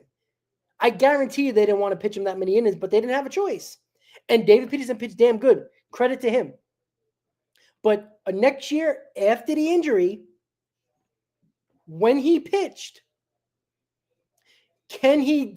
I'm not saying he can pitch to a 2 ERA. Like I'm not expecting that from David Peterson. If he does, wonderful. I'll take it every day of the week. But we're expecting David Peterson to do at least, let's say a 3 ERA. Let's not go crazy with a 2.5 ERA. But let's say if it's a 3 ERA in 180 innings, we get that from him. Hey, we got 2 guys in this rotation that we can trust. But it's still a question mark. And don't tell me it's not. Because half this fan base, if not more, wanted David Peterson off this team. You know how many people groaned when David Peterson made a start when he came back from hip injury? Everybody like, oh, here we go, David Peterson again. Right? We said that. Now, it surprised the hell out of everybody. But look, again, David Peterson, another homegrown guy. I love David Peterson, right? He's a bulldog on the mound. We saw what he did in the playoffs, right? I want that competitor on the mound every 5th day. But to lie to you guys and say I can trust him right now, doing it 1 year doesn't trust nobody. I don't even even Mania doing it for 1 year, and everybody calls him an ace all of a sudden. We call him an ace because the Mets don't have anybody better. That's the problem. But I think Mania is going to be fine. I don't think he's going to be what he is last year, but he can be a little bit worse than that and still be damn good. But if Peterson right now is probably the only guy that I could say I have somewhat confidence in this rotation. I don't know how you have confidence in Clay Holmes, who's been a reliever his entire career. Frankie Montas, can he pitch to a 3 ERA like he did a couple of years ago in Oakland? I'd hope so, but who knows? Kodai Senga hasn't pitched in a year. And with Kodai Senga, and we've known this even the year he pitched extremely well in 2023, everything has to go perfectly for Kodai Senga. He has to feel 100% right.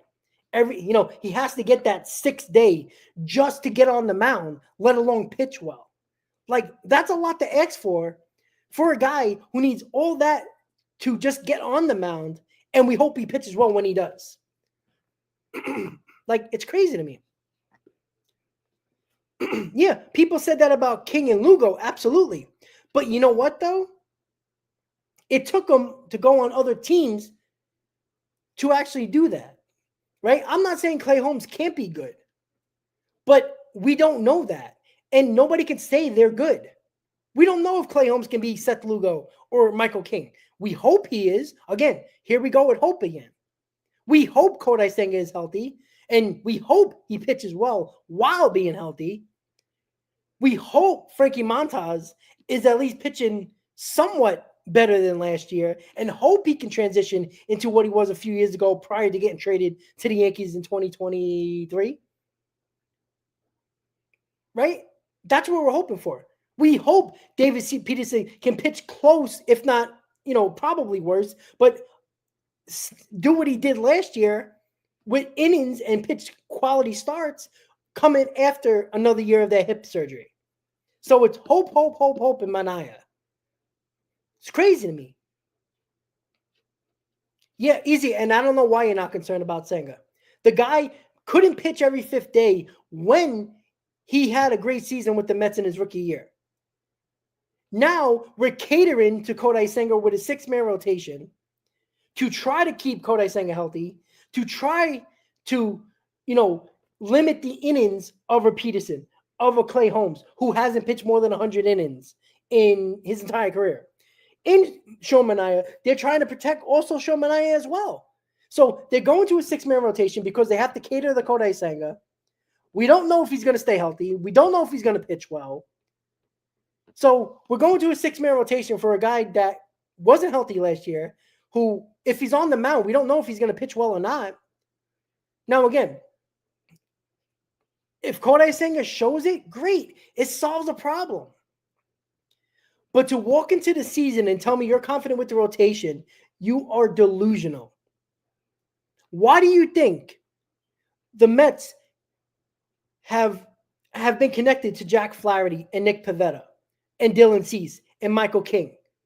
Because they're not that confident in their rotation. Doesn't that tell you enough? Why are they talking to the Padres about Dylan Cease and Michael King? Why are they having interest in Nick Pivetta and Jack Flaherty? Because they're not confident in their rotation. They would, if they were that confident in their rotation, we wouldn't be talking about Dylan Cease and Michael King or Jack Flaherty or Nick Pivetta. So their actions tell you that they're not that confident in their rotation.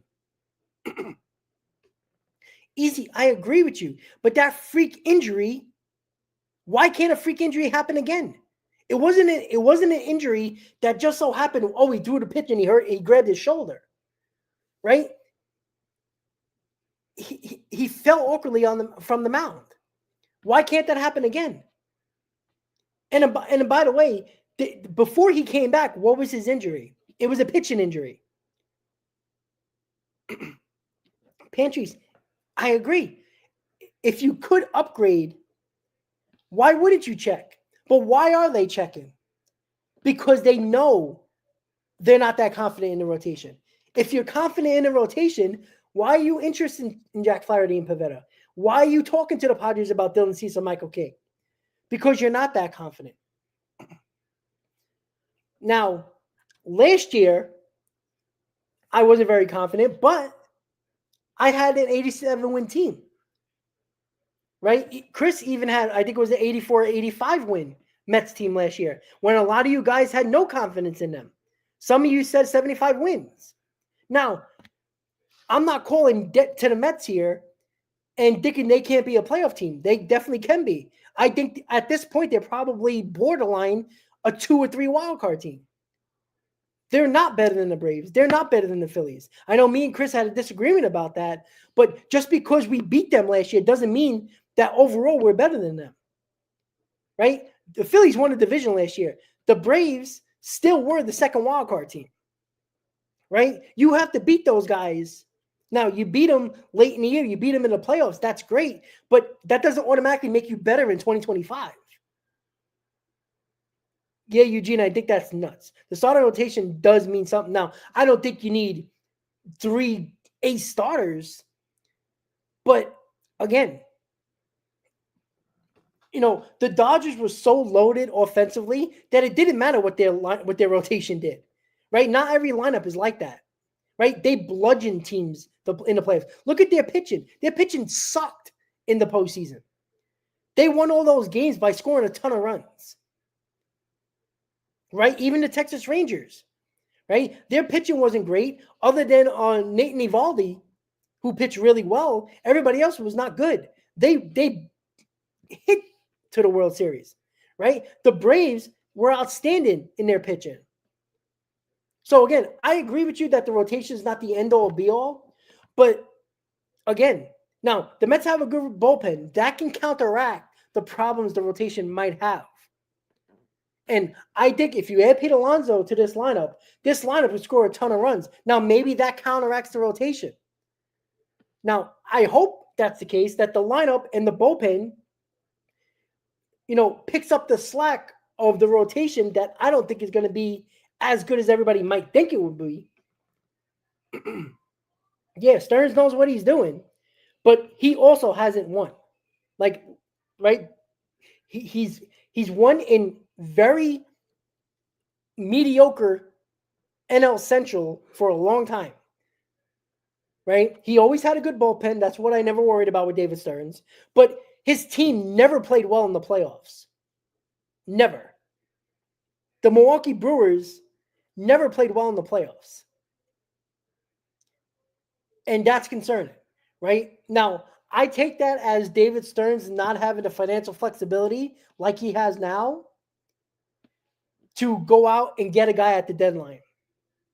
Right? They didn't have the extra payroll flexibility to do that in Milwaukee. So you can say that's probably the reason why he didn't want to get the extra guys. But he also hasn't traded prospects yet to make the team better. And maybe he will. Maybe he will. I'm hoping he will. Because there will be a need at the deadline this team is going to need, whatever it might be. Is he willing to go that prospect route to get that better player? And take him away from, oh, by the way, another team that you might be fighting for. Because the big problem last year was that the Mets got a Paul Blackburn. Fine. Right? They got a Jesse Winker. That was impactful. But the teams that you were fighting against, right? You ended up doing it in the playoffs, right? The Dodgers got better. And you ended up losing to them. I hope Stearns is willing to either spend the money on a Jack Flaherty or make a trade for Dylan Cease or Michael King. And if he doesn't, will he? Now, I know Chris said he thinks David Stearns will give up prospects at the deadline to get a starting pitcher if they need it or whatever they need, willing to do it. But I don't know if he can. Eugene, I'm not going to say he thinks they're overvalued because he gave Frankie Montas $17 million. Like, he gave Clay Holmes 3 years, $33 million, who hasn't pitched as a starter since his very early time in Pittsburgh. So it might be overvalued, and I agree. All these pitchers are overpaid. Absolutely they are. But at the same time, if you're not willing to bring other starters in with money, there's another option. But if you're not willing to give up prospects, you're stuck in your tier C pitchers that you're going to get in the Clay Holmes, who's a reliever. Now he's a starter. Montas, who has a 4.5 ERA. Like, yeah, exactly. Stearns had Burns, Woodruff, and Peralta in Milwaukee, all homegrown guys, right? Very lucky in that situation, right? They were homegrown and they turned out to be very good pitchers, really good pitchers, right? So he didn't have to worry about the rotation. You see, and that's the other thing, right? He didn't have to worry about the rotation because look at the guys he had. He had a Burns and Woodruff at the top of his rotation. So he didn't have to worry about getting top-line starters at the deadline. Even if he could get him, he didn't need him. You know, you could say Milwaukee probably needed another bat and another bullpen arm at times, and he couldn't do that because of financial possibilities that the owner weren't willing to give him.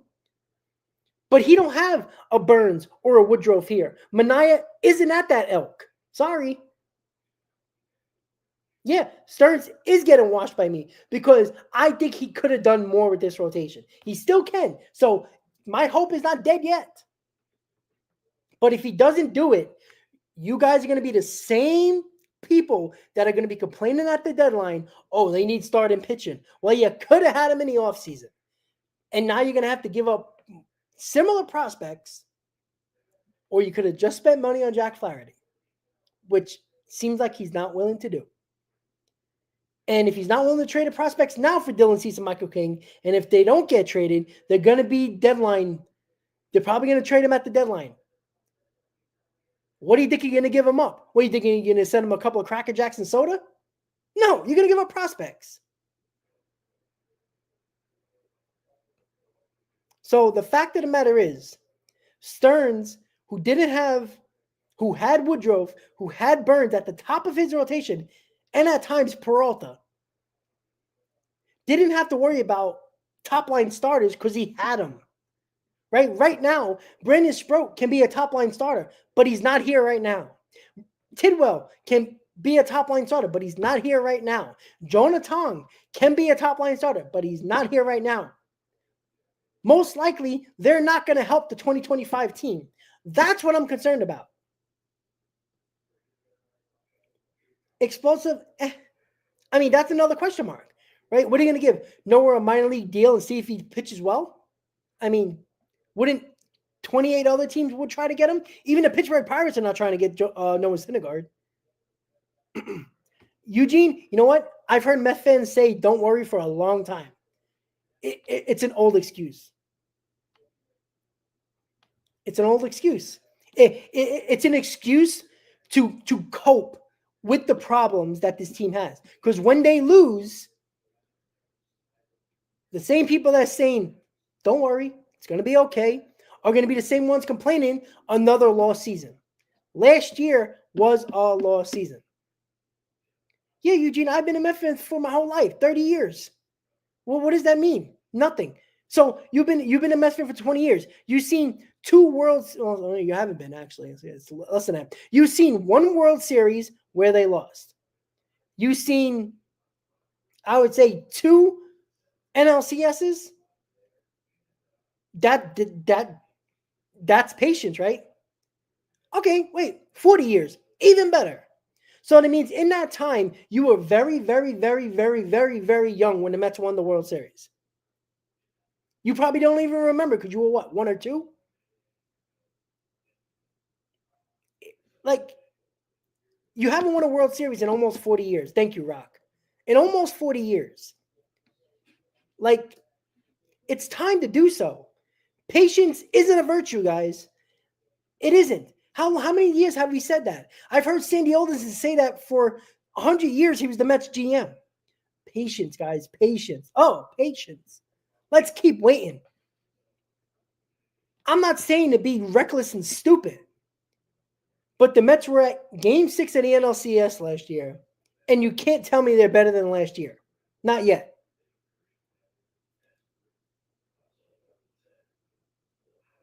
No, easy. I'm not saying that I want somebody else other than Stearns, but I can question what he's not doing. Because the same people that are not questioning him now are going to question him when he's not going to make that trade at the deadline. If he's not willing to give up prospects now for a rental, he's going to give up prospects in the middle of a season for a half a season for a rental? That's nuts. It's nuts. Eugene, Stearns and Cohen isn't different until they are different. All right? Right? Cohen spent the money, and I always love an owner that's trying to do it. But again, David Stearns is not using Steve Cohen's money wisely, in my opinion. You have better pitchers on the market. You decided to get Frankie Montas, Clay Holmes, and Sean Manaea. Wow, that I mean, I don't know if that gets you excited, but it's damn sure don't get me excited. Ownership is great. Sure, I agree with you on that. David Stearns has won nothing, right? Isn't this about championships, or is this about kicks and giggles and gimmicks? Because if you don't win a championship, it's a failure. You got the Game 6 of the NLCS. You better get to that point at the very least. Because if you don't, it's a failure. Yeah, 2000 was fun as well. 24 years ago, 25 years ago. I was in high school. Oh, no, actually, I wasn't yet. I wasn't in high school yet.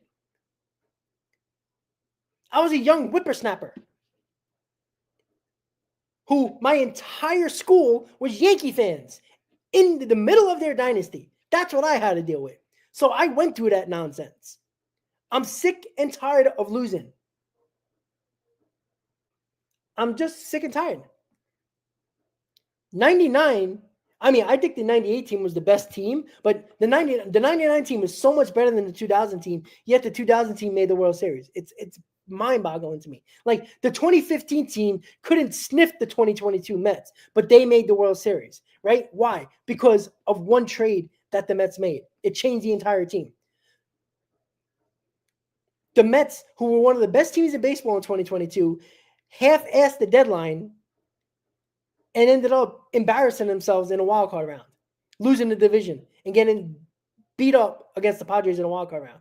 Last year, right? Again, hard to kill David Stearns, because it's his first year as president of baseball ops. He was evaluating the farm system. So I understand you were 5 or 6 games out of a wildcard spot. I understand that. You're not going to go and trade 3 or 4 prospects that you don't know, that you still evaluated. But it ended up biting you in the ass when the main need in the playoffs, when you got there, was the rotation. So yeah, I am going to talk about it. And then when you had the option and the easy access to making your rotation better, you bring in Sean Manaea, Clay Holmes, and Frankie Montas after going to Game 6 of the NLCS. How's that building confidence? Because it's not. Yeah, 2019, the Mets won 86 games. Like, sure. But look at their rotation. Hell of a lot better than what it is now. You still had Zach Wheeler. I mean, you traded for Marcus Stroman, who actually pitched well for us at that time. They had a decent rotation. They had a better rotation than they did now. But still, let's see what happens. Guys are still out there. Yeah, 2015 was mostly homegrown. Absolutely. Absolutely. But even the homegrown pitchers didn't take that next step until the Mets got Yoenis Cespedes. And guess who they traded? Their number 1 overall pitching prospect in Michael freaking Fulmer. Where is he? Basically out of baseball. So, yeah, that homegrown talent in the rotation was good. But guess how fast that fell apart? It fell apart rather quickly. So, yeah, you want to live on the hopes of those prospects. But they can also end up like the 2015 Mets. They can also end up like Generation K in the mid-90s. Yeah, Eugene, that was great. Syndergaard for Dickens, it was great. It was great. But Syndergaard was good for 2 years? It was never the same after 2015. Like 2016, he got hurt. And he was never the same. Jacob deGrom, who was supposed to be the lesser of all those guys, ended up being the best. And now he's in Texas. Steven Matz fell off the face of the map. Matt Harvey, was making sure he did blow and partying all night and never became the player he was, and then got, that freaking syndrome, the outlet syndrome, thoracic outlet syndrome, TOS. Like, it's crazy. Crazy. Yeah, Beltran for Wheeler, right? Great trades, right? But that's the point, Chris. That's the point I'm trying to make, right? I'm not saying that you have to, and by the way, the Mets were rebuilding, so that's why they traded Beltran. They used a desperate team to get Wheeler. Like, they were building up. This team is not in rebuild mode. If that's the case, then I'm cool with that. But again, we're not trying to rebuild. We're trying to win. Right? Beltran for Wheeler wasn't making us better for that year. Down the road, yeah, Wheeler became a very damn good pitcher for us. I mean, it sucked when in 2015, we would have loved to have him. Imagine Wheeler in that rotation as well. And I don't know if it would have made the difference, but it could have. Well, CP, I agree. But again, even you said yesterday that you're not saying, oh my God, Tong. But Tong is not going to hold up a deal, right? If you can keep Brandon Sproat, put it this way, between Brandon Sproat, Tidwell, and Tong, if you can keep 2 out of the 3, and most likely it's Brandon Sproat, if you can hold on to Brandon Sproat and one other Tong or Tidwell, and you can still make that trade, you got to do it. Because you still keep 2 pitching prospects and Brandon Sproat, who is the potential of being a top-line starter. Like, that's the trust factor, right? But still, you could still do it. And you even said it, right? Other than Sproat and Tong, and let's say they put Tidwell instead of Tong, right? But I'm on, okay, that's fine. Tong over Tidwell. That's perfectly fine. But even you said it doesn't matter. Yeah, Timbo, look, and again, Chris said it doesn't matter who. It could be Acuna, it could be Mauricio, it could be Williams, it could be Clifford. We don't want to give up Gilbert. I don't think it's going to take Gilbert. I think you can hold on to Gilbert, but it's leading to the point where it's like, damn, yeah, King is probably not going to go anywhere.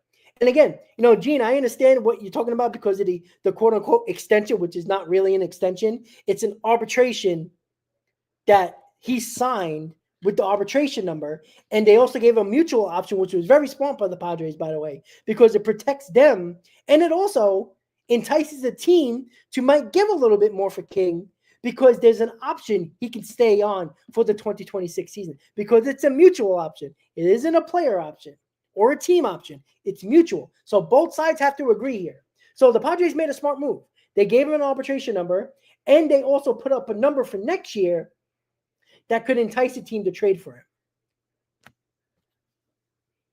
Well, CP, that's the thing too. Look, listen, if the Braves aren't willing to give up a top 10 prospect as well, then that benefits the Mets, right? I'm not saying, look, if the competition is not there to give up what we're talking about, and you don't have to, great, I'm on board.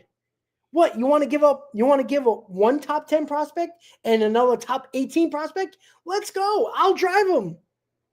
I'll drive him to San Diego. I would even make him take a flight. We'll have a little road trip. Gene, it technically is 2 years.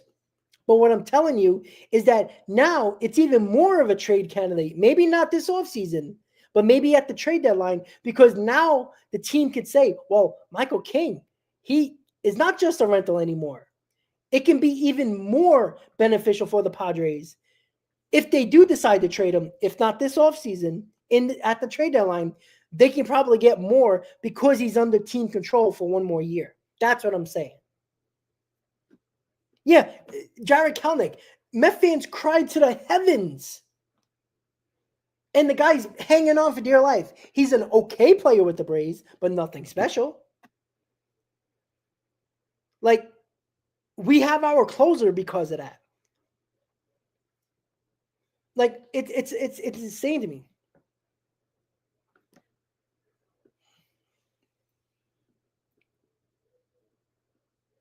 Well, CP, no.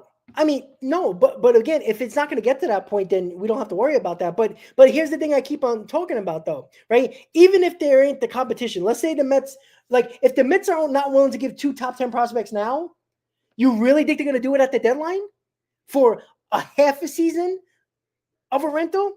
I don't know. Rob, will you watch the Royal Rumble? I'm not into wrestling as much as I used to be, unfortunately. I wish I was. I used to live and die wrestling, like 24/7. Love the Sunday pay-per-views, Monday Night Raw, SmackDown. Oh my God, I used to love it. I used to love wrestling. The Saturday Night Live that they doing now again. That was my youth, right? Now, I don't watch it. My dad, he loves it. So, I got Peacock for him. I have Netflix so he can watch all that stuff. My dad loves the wrestling, watches it like crazy. Like, he's a nutcase. With me, no, not anymore. Like, I'll dabble in it. I'll look at it a little bit, watch it. To me, it's not the same. Like, I grew up during the Attitude Era of WWE. So, The Rock, Stone Cold, Undertaker, you go a little bit earlier, in the 90s, Yokozuna, Doink, all the Bushwhackers, Shawn Michaels, Razor Ramon, Edge, like that was my time. Like, that was great. I was young, but Hulk Hogan, Macho Man, Ted DiBiase, those are my guys. My dad loved The Undertaker, right? I love the Bushwhackers. Like, that was me. Latino Heat. Yes, exactly. Eddie Guerrero. Goldust. Oh, my God. Goldust. Goldust. Those were the times. Right? Stacy Keibler. Trish Stratus. Oh, man. I know we're talking about wrestling here. Okay. Yeah. The Heartbreak Kid. Rey Mysterio. I mean, that was a little Ultimate Warrior. How can we forget him? That nutcase. The Iron Sheik. tugboat, like Jesus. Oh God, I love it. Look, we're talking wrestling here. I love it. Jake the Snake Roberts. Come on. Oh man, I miss those days. Those were the days. Now, my main years, because I was really young with the Hulk Hogan, Macho Man, like they were starting to get really old when I was really getting into it. Like I got into the Attitude Era. Like that's when I was young. I was elementary school, probably 10, 11. So I was in that was the Attitude Era for me. Right? It was the Degenerate, DX. Oh my God! Like what we used to do in school. X Pac. Badass Billy Gunn, Road Dogg. Oh my God! Oh man, I loved it. Loved it. Loved it. Loved it. Triple H before when it was Hunter Hearst Helmsley. Oh my, love it. Tori Wilson. Oh Lord Almighty, fun times, good times. Texas Tornado. I'm not that old. I promise you that, but I know those names. But I mean, my God, like I love watching all the wrestling documentaries. They're awesome. Arn Anderson, Jesus Christ, WCW days, like like when the NWO came and when Hulk Hogan went to the when basically half the WWF at the time went to WCW. And NWO. Then there was the NWO Wolfpack, and then they all came to the WWE when Vince McMahon. Oh man, Earthquake. Oh my God, Jesus Lord, you guys are killing me. Bringing back my youth. Andre the Giant. Can't forget about him. The Typhoon, Mr. Perfect. What about the ravishing Rick Rude? How about him? Come on. No, I didn't watch TNA either. I watched ECW when it first came out. The Dudley Boys and all that stuff too. Like, yeah, Andre and Hogan, was it at shit? I don't remember. I thought it was at the Garden when he body slammed him. The Big Boss Man. Oh my God, Jesus, guys, you're bringing back my youth, man. The 1, 2, 3 kid. Oh my God. So we talked about the Mets, and now we're talking about wrestling. I didn't watch TNA. I was into ECW because that was just insane. Oh, how can we forget Cactus Jack, Mick Foley? Come on, guys. Oh, man. Jeez. Yeah, wrestling in those days, man, was just insane. I'm not going to call myself multi-talented. I mean, talented is a stretch at all. But, yeah, wrestling was great. Now I just can't get into it. It's kind of more like gimmicky now. I know back then it was gimmicky as well, like, with Stone Cold and The Rock and all those guys and stuff like that. But yeah, WrestleMania 3, that was in Madison Square Garden. I went to WrestleMania when I was a kid. My dad took me when it was at Madison Square Garden. I think it was WrestleMania 10, if I'm not mistaken, at Madison Square Garden. That was when Shawn Michaels and Razor Ramon was the main event. So I know it was that. I think that was the main event at the time. I went to that, and I'll never forget. They had like a fan fest at Madison Square Garden for WrestleMania, and I was like in Chris Benoit. That's kind of sad, actually.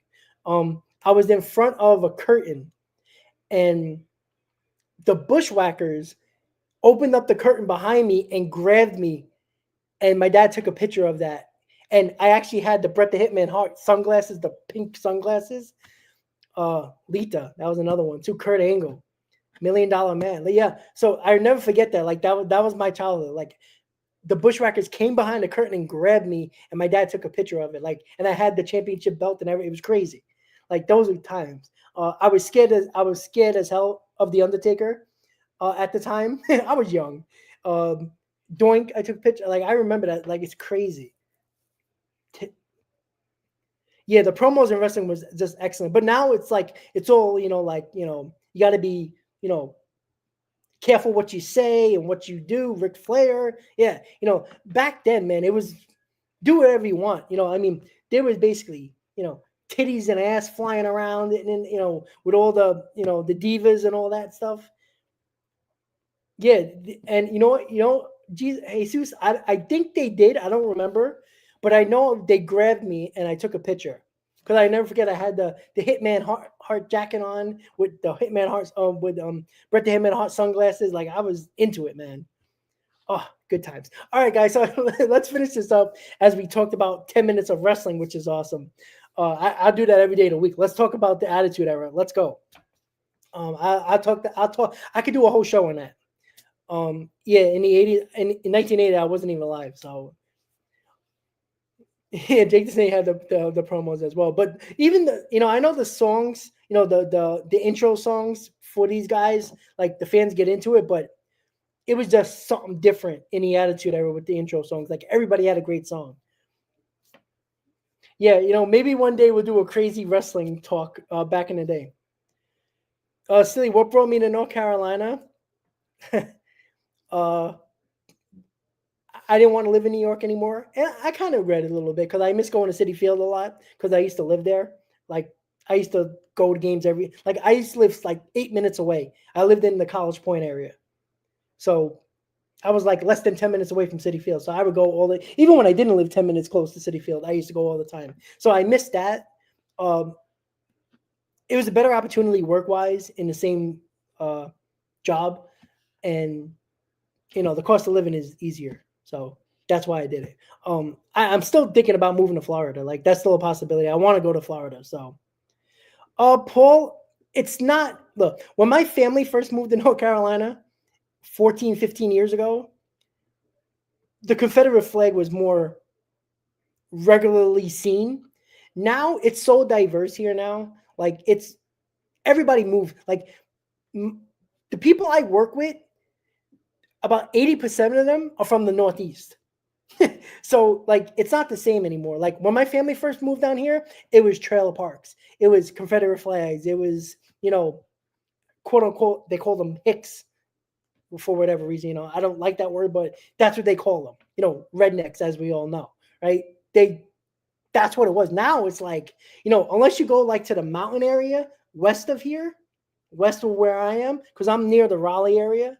So, if you go western North Carolina near the mountains, that's still, very country, so to speak. But in the area I live, like the Cary, Apex, Raleigh area, it's very diverse now. Durham, same thing. Fayetteville, all these, it's very diverse now. Like half of this state is Northeast. I've seen Jersey, New York, Pennsylvania, Connecticut, Delaware. So yeah, it is gentrification in the rural areas for sure. No, absolutely. But yeah, that's the reason why I moved, and I have a lot of family over here too, so it was an easier move to here as well. So, all right, guys, let's talk about the new channel membership. So tomorrow, I'm going to be working on my new membership. It's going to be one single membership, one price, one membership.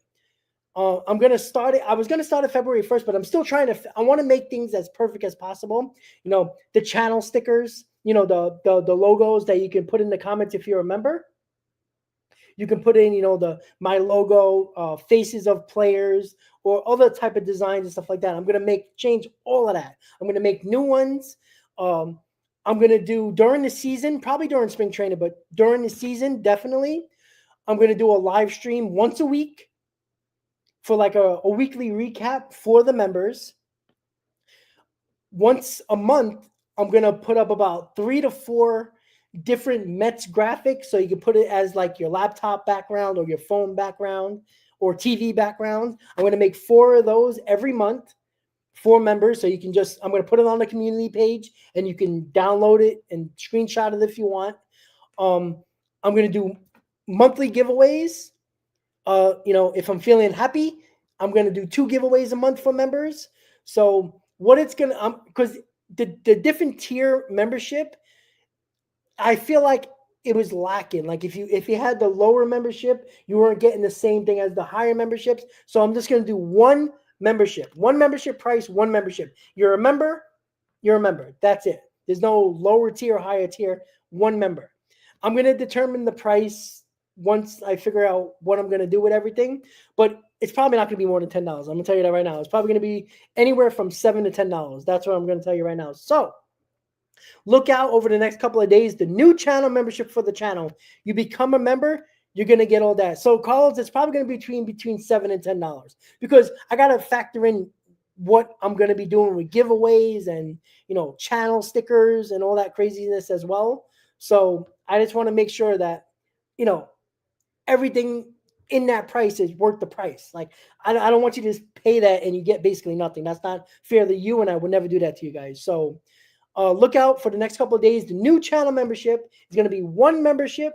You're going to get a weekly Mets report, weekly live stream for your members. And obviously, you'll have access only to that. It ain't going to go public. It's just for you guys.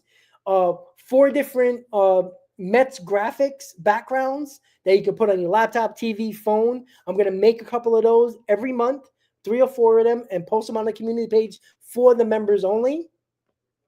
Giveaways for the members once a month, maybe twice a month. We'll see how it goes.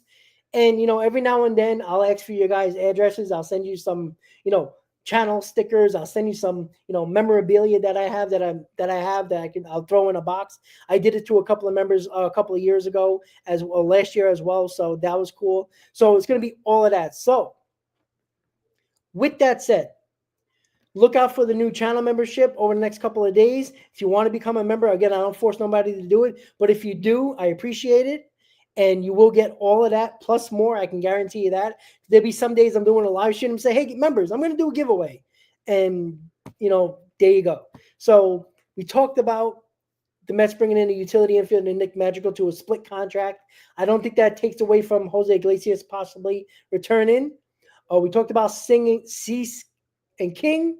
We talked about Flaherty Pavetta. We talked about Yandy Diaz. And, of course, Pete Alonso. So, guys, with that said, almost 2 hours into the show. With that said, guys, everybody have a great Sunday. Enjoy your Sunday. Have a great rest of your Friday. Enjoy your weekend, guys. Let's go, Mets. Let's hope we get a sign-in soon or a trade to make this team better. With that said, guys, have a great day. Rest of your night. Let's go, Mets. Enjoy your weekend, guys, and I'll see you next time on the channel. Have a good night, guys. Let's go, Mets.